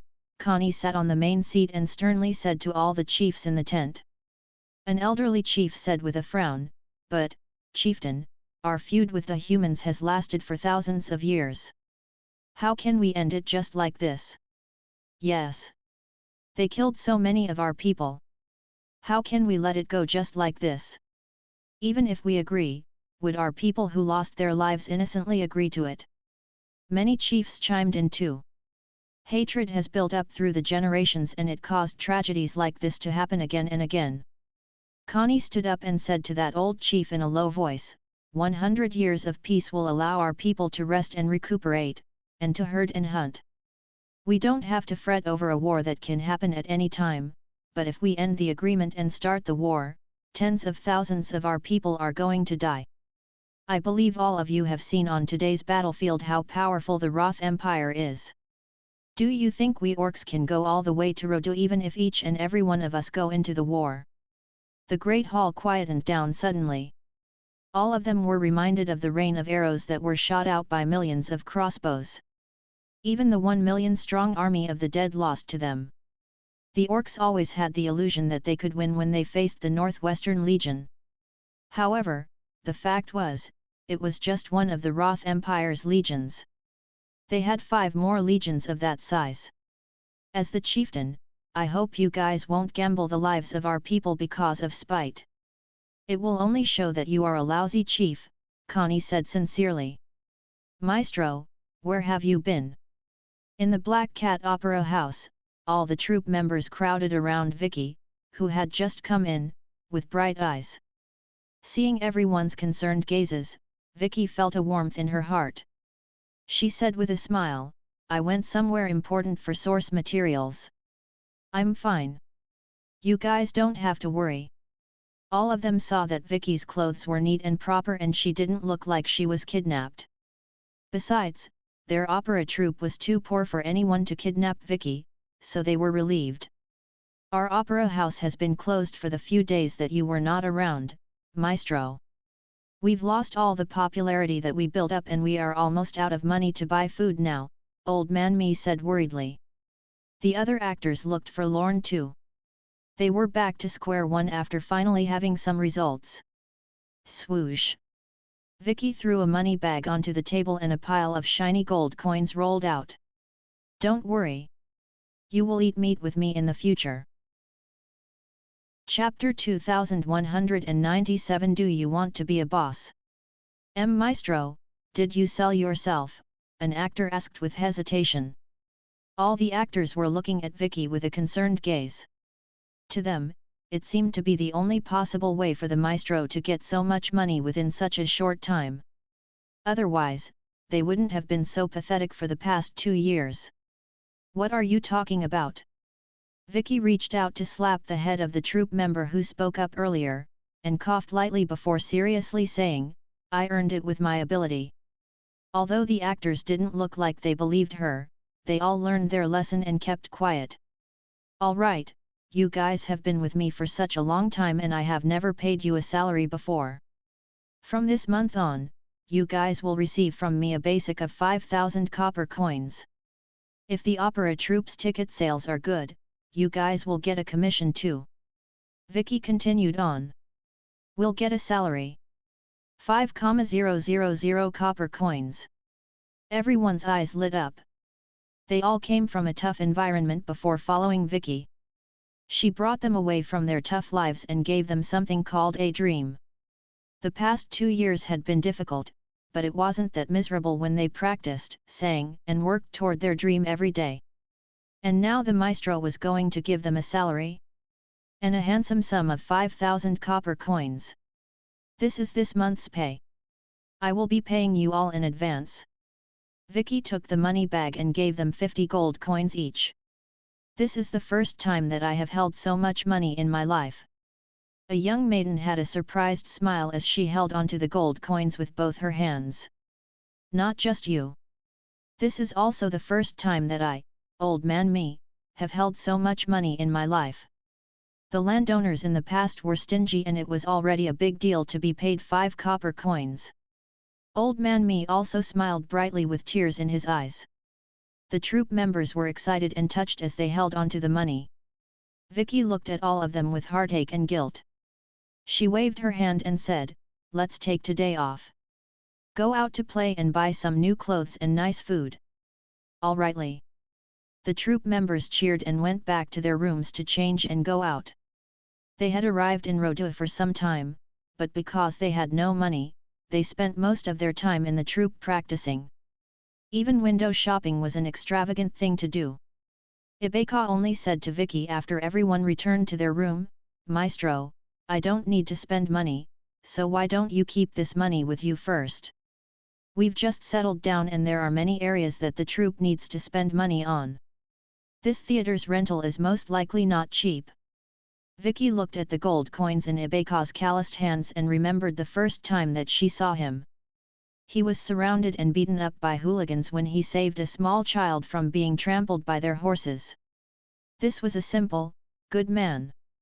He had never taken himself into consideration and always cared more for others. Mr. Ibeka, keep the money. Go and buy some clothes with the others later. Your clothes already have so many holes in them. You're one of Black Cat Opera Troupe's signature members, you have to take note of your temperament. Vicky pushed Ibeka's hands back smilingly. I know about the opera troupe's affairs best, and didn't we already start the operations? The feedback is not bad. Tomorrow, we will start our operations formally. Given our standards, we will definitely have an audience. Ibeka looked at Vicky and his tough face revealed a smile. He didn't insist and nodded. All right. I trust you, Maestro. Little Mela, when is that Black Cat Opera going to start its operation again? Yes. I'm eager to go see what that Miss Black Cat looks like after listening to what you said for the past few days, but why is it not open yet? Yes. What is opera actually? We have to see it for ourselves before we know if it is nice or not. Under a big tree at the end of Romo Street, a big group of old men and old ladies were surrounding Mela and talking to her. Don't fret. The opera troupe will reopen after the maestro returns in 2 days' time. I will get you all to watch it with me then, Mela said smilingly. Apart from doing voice training with Mr. Ibeka over the past few days, Mela had also begun to promote the Black Cat Opera House in the neighborhood. Mela grew up on Romo Street and everyone liked her. After her intense promotion, all the neighbors on Romo Street knew that an opera house had opened and it would perform the trendiest opera. Moreover, it wasn't just the neighbors alone, even the Titan Tavern's customers were encouraged by Mela every now and then. With Mela's efforts, the Black Cat Opera House, which was closed for a few days, had accumulated some popularity in the neighborhood. Sigh, even though the maestro and all the seniors are awesome, they didn't know how to promote themselves. It's hard to become popular like this if they're like that. Mela went around before returning to Titan Tavern. She took a look at Saipan Tavern, which was also closed for a few days, and worriedly said, "Where did Master and his family go? If this goes on, everyone will forget about Saipan Tavern." Iafi suddenly appeared behind Mela and smilingly said, "What are you thinking about? Even Titan Tavern can have a new lease of life again. Saipan Tavern has only been closed for a few days. There have been many people asking about it in the past few days. But, miss, didn't you say Master doesn't want to operate a tavern anymore?" Mela turned around. Iafi was silent. She remembered Mr. Hades' suggestion that day. He could close such a popular tavern anytime he wanted to, which meant it was nothing to him. If she didn't take it over from him, it was very possible that Saipan Tavern would really disappear. "Mela, do you want to be a boss?" Iafi smilingly asked. "Me?" Mela was stunned before quickly shaking her head and said, "I don't. I just want to be a waitress." "Useless." Iafi smacked her head with exasperation. "What a unique design, it looks very gorgeous, but I wonder if we can make it in one day." Gloria looked at the gorgeous black Lolita dress on the design plan in her hands with a glow in her eyes as if she was looking at an art piece. She had other design drawings by her side, which were also very gorgeous clothes. These were designs that Mag handed to her after the gathering and asked her to make them. The right to use these drawings was his repayment. Mag needed the outfits urgently, so he only gave her 1 day. Fortunately, Blue Suede had gathered some of Chaos City's best tailors and trained a batch of great tailors from the citizens while they were rushing the winter gear for the soldiers previously. "At least we have to finish some of them," Gloria mumbled to herself softly and then called Mars in. Chapter 2198 Super Satisfying. SAHDR took a look at the restaurant that had removed the little sign on the door and exclaimed in surprise, "It's open. Father! Mamie restaurant is open. It's really open." Dicus' eyes lit up too. He missed Boss Mag's breakfast after bringing his son. Be it the soybean milk and yushao, or the congee with pork and century egg, he missed them sorely. Let's go. We'll eat at Boss Mag's today. Dicus carried his son off the horse-drawn carriage and walked straight to Mamie Restaurant. A little blackboard was set up at the door and it read, Mamie Restaurant is open for business today. New product released for breakfast today, soup dumpling. Cooked wheaten food new product, shaved noodles. Whoa! There are 2 new breakfast items today. Dicus' eyes glowed. His job at the city lord's castle was very busy. Apart from his rest days, he could only bring his son to Mamie Restaurant in the morning. Although he could never get tired of Mamie Restaurant's breakfast, Dicus still looked forward to Boss Mag's new products very much. There was a saying in Chaos City's culinary world, Boss Mag's products are the best of the best. This wasn't boasting from his loyal fans, but actual facts. Be it the unparalleled Buddha jumps over the wall, or the stinky tofu that had both haters and lovers, they all proved Boss Mag's unique creativity and impressive culinary skills. Father, what's a soup dumpling? SAHDR looked up and asked. You'll find out later. Dicus smiled mysteriously. Actually, he also wanted to know what it was. As for shaved noodles, it made him even more curious. Weren't the noodles made by pulling them? Could they be shaved by a knife too? Ding! Dicus pushed the door open and entered. Perhaps the restaurant had resumed its operation without any notice and the regular customers hadn't received the news yet, so the father and son duo were the first customers. Welcome to Mamie Restaurant, Yabimiya said energetically with a smile. Hello, big sister Mia. SAHDR greeted. SAHDR was the ice cream shop's regular customer, so he knew Mia very well. Boss Mag, you suddenly opened for business and we didn't receive any news at all, Dicus said smilingly to Mag who was standing at the kitchen's door. The customers who come today must really love us, Mag also replied with a smile. That's true. I came to take a look here every morning. Other than the time that I was pursuing my wife, I have never been so hard-working before. Dicus nodded in agreement and brought his son to a seat near to the kitchen. We have 2 new breakfast products today. You can try them. Mag recommended them to Dicus. Dicus and him could be considered to be old friends, as he liaised with him for the city lord's castle's matters. Dicus flipped open the menu and quickly found the new products, the soup dumpling at the breakfast section, and the shaved noodles at the cooked wheaten food section. The white and tender soup dumpling looked transparent and full.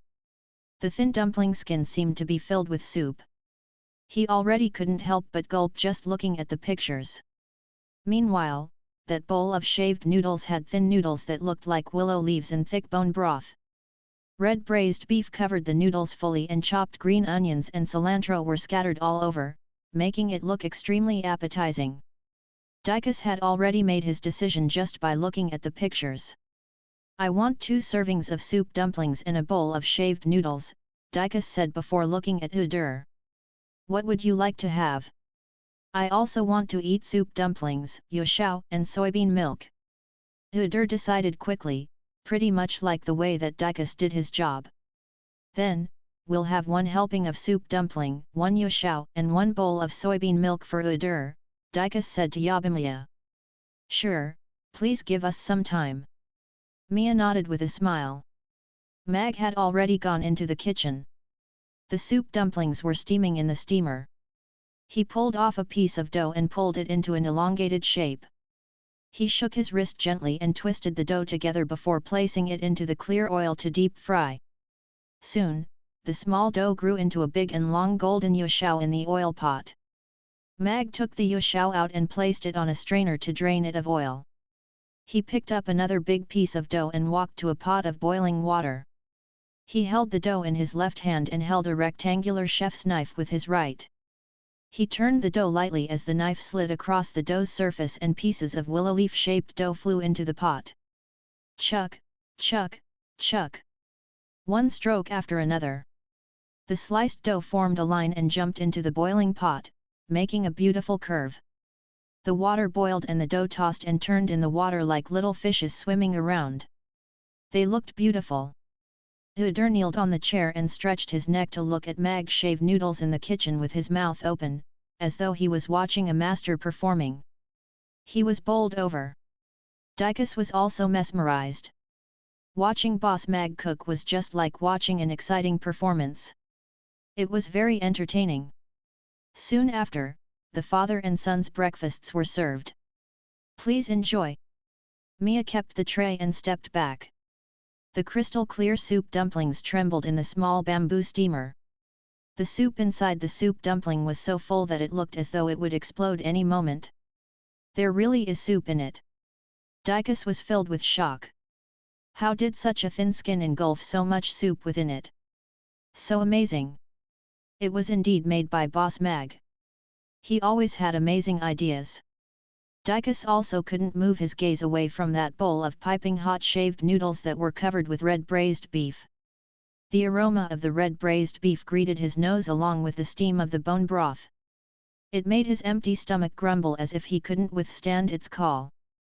The chopped green onions and cilantro were scattered and the wide shaved noodles floated in the thick bone broth. These two new products are marvelous.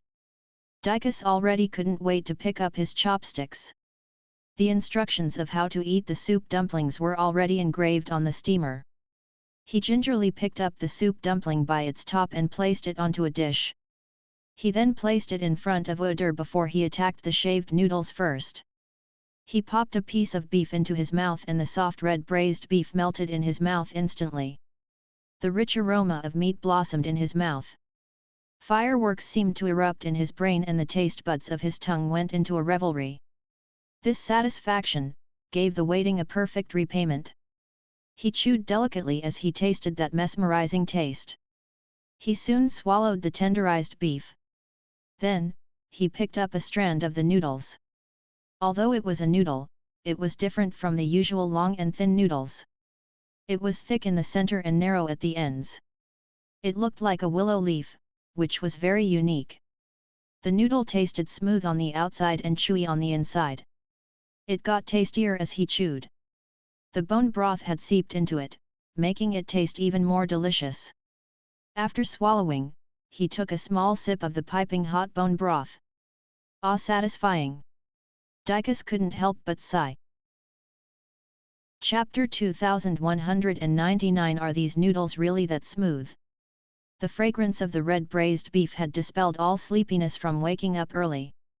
The image of the shaved noodles sliding into Dicus' mouth was enough for one to imagine just how smooth its texture was.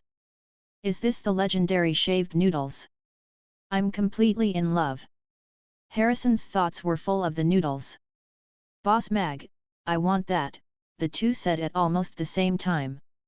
The two exchanged glances and smiled. Harrison and George had heard of yesterday's victory, so they met up today to have breakfast, lunch, and dinner together to celebrate the occasion. There is a form of joy called having 3 meals a day together. This was simply how a chowhound celebrates. Their first choice was definitely Mamie Restaurant. They came over with the intention of trying their luck and didn't expect the restaurant to really be open. They were elated and tears of joy started welling up in their eyes. After going closer, they saw that there were even 2 new products launched. The moment they entered, they were assailed by the image mentioned previously. Nothing could be crueler than someone else having a bowl of red braised beef shaved noodles in front of 2 famished chowhounds. If there was, it must be eating a piping hot soup dumpling in front of them. Slurp, slurp, SAHDR inched towards his plate and bit a small hole into the soup dumpling. After that, he pouted and sucked the soup from the small opening. The fragrant and fresh meat juice was still slightly scalding.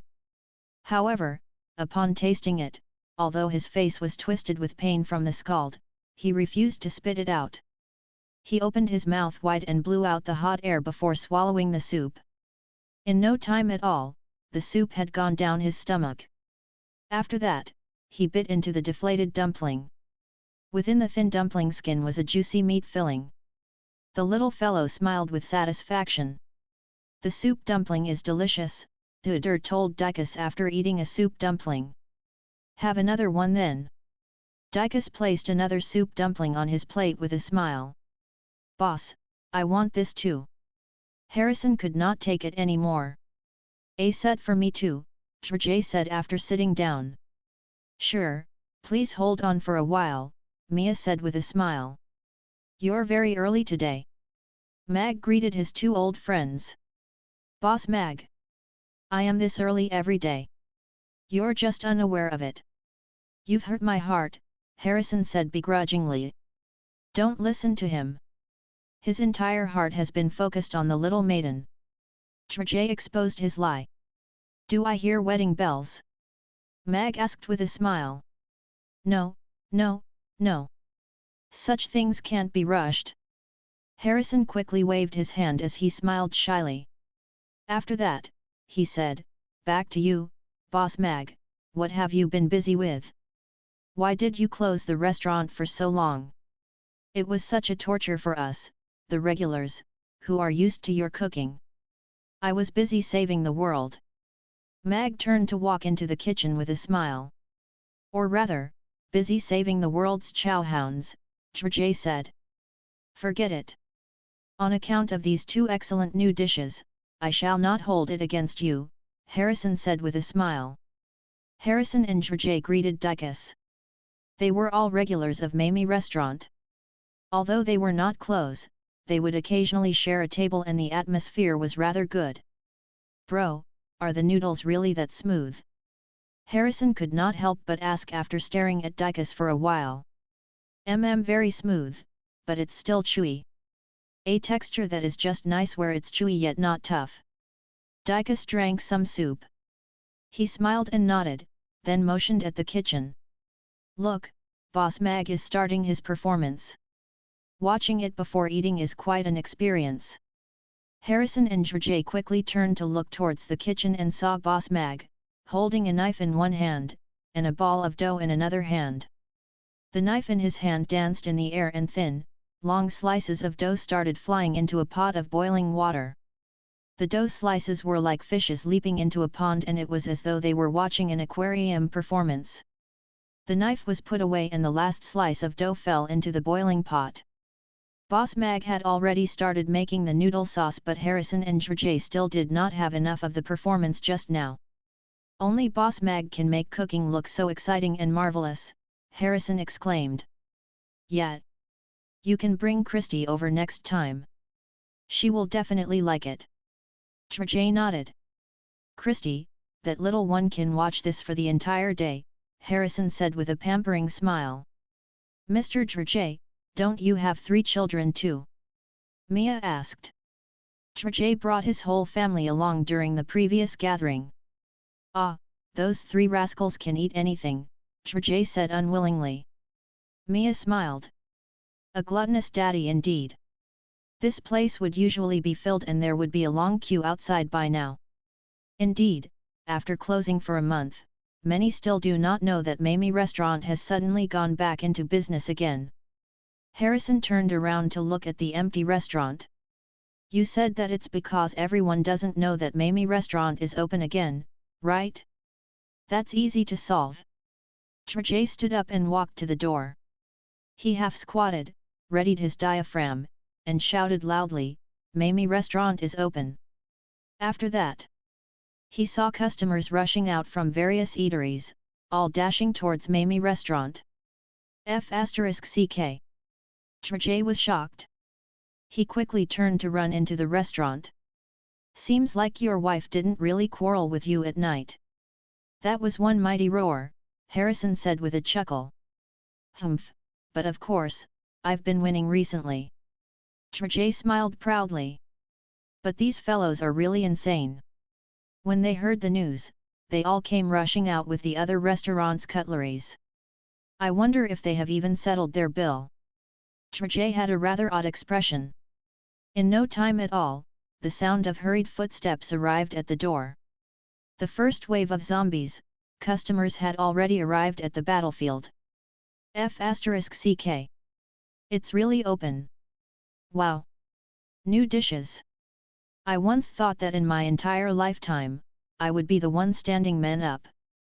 I can't believe that I've been stood up by a man with children for a month. If it's good, I'll forgive Boss Mag for the time being.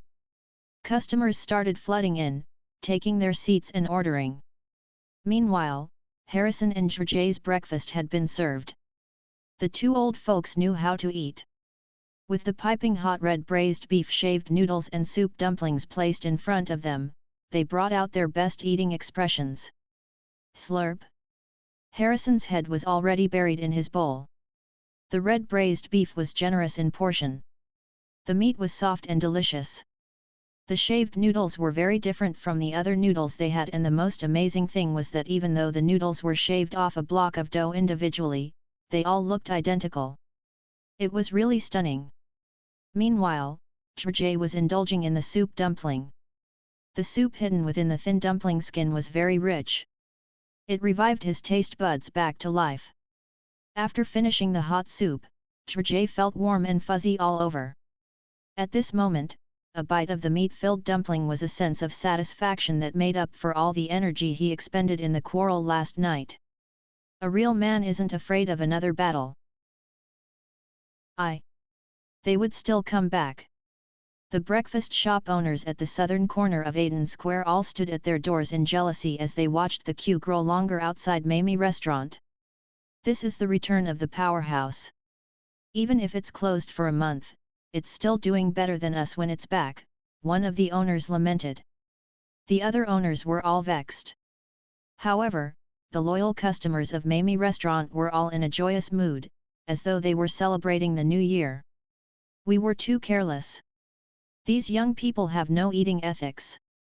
Today is the first day of its reopening, but all of them are here earlier than me. Vivian looked at the long queue outside Mamie Restaurant in disbelief. She was still thinking of bringing breakfast back for her father after eating. After returning back from the front line yesterday, he had been busy with other miscellaneous things since early in the morning and would probably forget to have breakfast again. Since she was already here, it would make no sense for Vivian not to queue. Mamie Restaurant's customers were all very aware. After having their meal, they settled the bill quickly so that the other customers queuing at the back could have their turn. The new dishes, the shaved noodles and the soup dumplings, were the hot favorites for today. These two dishes did not let their audience down. Just the technique of filling soup into a thin layer of dumpling skin was enough to win all the customers over. On top of that, the making of the shaved noodles was like a peculiar performance. Many children were so absorbed with watching that they had forgotten to eat. "Daddy, I want to learn this," a little girl who just learned how to talk said as she pointed to the kitchen. "Daddy wants to learn it too, but this pair of hands disagrees," her father replied. Seeing that so many regulars had returned, Mag would also greet them when he was free. A one-armed knight sitting by the window, drinking soybean milk, caught his attention. Conti was still a man of few words. The empty right sleeve looked very striking. However, the sapphire longsword at his waist still hung proudly. Mag looked out. The black donkey was stealing the fresh leaves that had just sprouted overhead. "Send this over to the one-armed knight by the window. Just say that this is the bonus for the investment back then." Mag passed a bamboo steamer to Mia. "All right." Mia brought the dumplings over. Conti was stunned at first. However, after hearing Mia's explanation, he smiled and waved towards the kitchen. Mag responded with a smile. Come to think of it, Conti was one of the restaurant's earliest customers.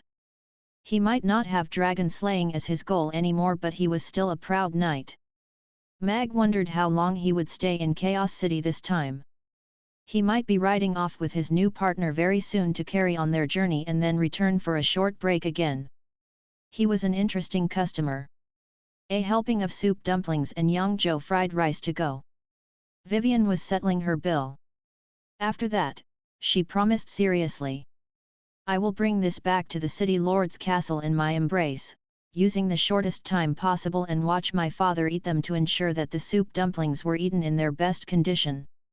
Mia smiled at Vivian but shook her head and said, "The soup dumpling can't be taken away. Please order something else." The soup dumpling had very thin and delicate skin, so if the journey was slightly bumpy, the soup dumpling would lose its essence. Mag's rules had always been strictly adhered to, with no one as an exception. In order to allow customers to enjoy the food in its best condition, he had strict requirements for food that can be taken away. "What about the shaved noodles?" Vivian asked meekly. "That can't be taken away either." Mia shook her head. The best time frame to eat the noodles was very short. Once the soup gets cold, the noodles would clump together and the texture would also become mushy from being soaked for too long. "All right, I guess my dad has no luck. He'll have to come over himself to try it." Vivian shrugged. She did not insist and changed her order to a set of congee with pork and century egg, and Yangzhou fried rice. City Lord's Castle, in the City Lord's office. Michael had just finished going through a set of documents. There had been a lot of work piling up at the City Lord's Castle, as he had gone to the front line for the past few days. On top of that, there were other details for the peace accord, which were signed previously, that he had to see to, which were delayed due to the war. In particular, he had to look into the plan to help the elves and dwarves both benefit from working together. That would also be his next point of focus at work. When the railway to the dwarves' empire has been opened, the three places would have a tighter relationship and business development would improve by leaps and bounds. This would be a sight to behold for thousands of years. The prospect of this made Michael excited. Grumble, a loud sound pulled Michael back from his thoughts. He frowned. He had not eaten since waking up early in the morning. Right now, everyone was busy, so it seemed he could only eat during lunch. "Father, are you not going to have breakfast again?" The door was opened and Vivian walked in with her hands behind her. "How's that possible?" "I've already had breakfast," Michael said with a smile. He had to make sure that his daughter would not tell on him to her mother. "Humph, in that case, it would seem that the breakfast I brought would have to go cold." "What a pity." Vivian brought out the food she had hid behind her back. She placed the Yangzhou fried rice and congee with pork and century egg on the table, and opened the lid. The fragrance of the rice and congee wafted over to Michael. Grumble, he wanted to save himself some face and say that he was not hungry, but now, he could only smile awkwardly. Oh well, his stomach had a mind of its own. "Have it quickly. Don't go hungry. Otherwise, I'm going to tell on you." Vivian pushed the breakfast over to him and passed him a spoon. "There's so much, why don't you have some too?" Michael looked at Vivian and felt warm and fuzzy inside. His little darling had grown up now and she doted so much on him, her father. "It's all right. I've had breakfast." Vivian shook her head. "After that," she said excitedly, "Boss Mag launched 2 new products today, the shaved noodles and soup dumplings. They were delicious. It's too bad I can't take them away. I wanted to let you try them, so why don't we have it tomorrow?" "Sure, let me arrange my schedule for tomorrow." Michael nodded and sipped on the congee. The thought that this was handmade by Alex made him feel a little strange. After all, Alex was still fighting the skeleton dragon yesterday at the front line, luring Thulhu into the seal, and ending this battle that could endanger the entire Norland continent. After that, he's back at Mamie restaurant today, opening his business and launching 2 new products. On top of that, he made this old father here feel his daughter's love.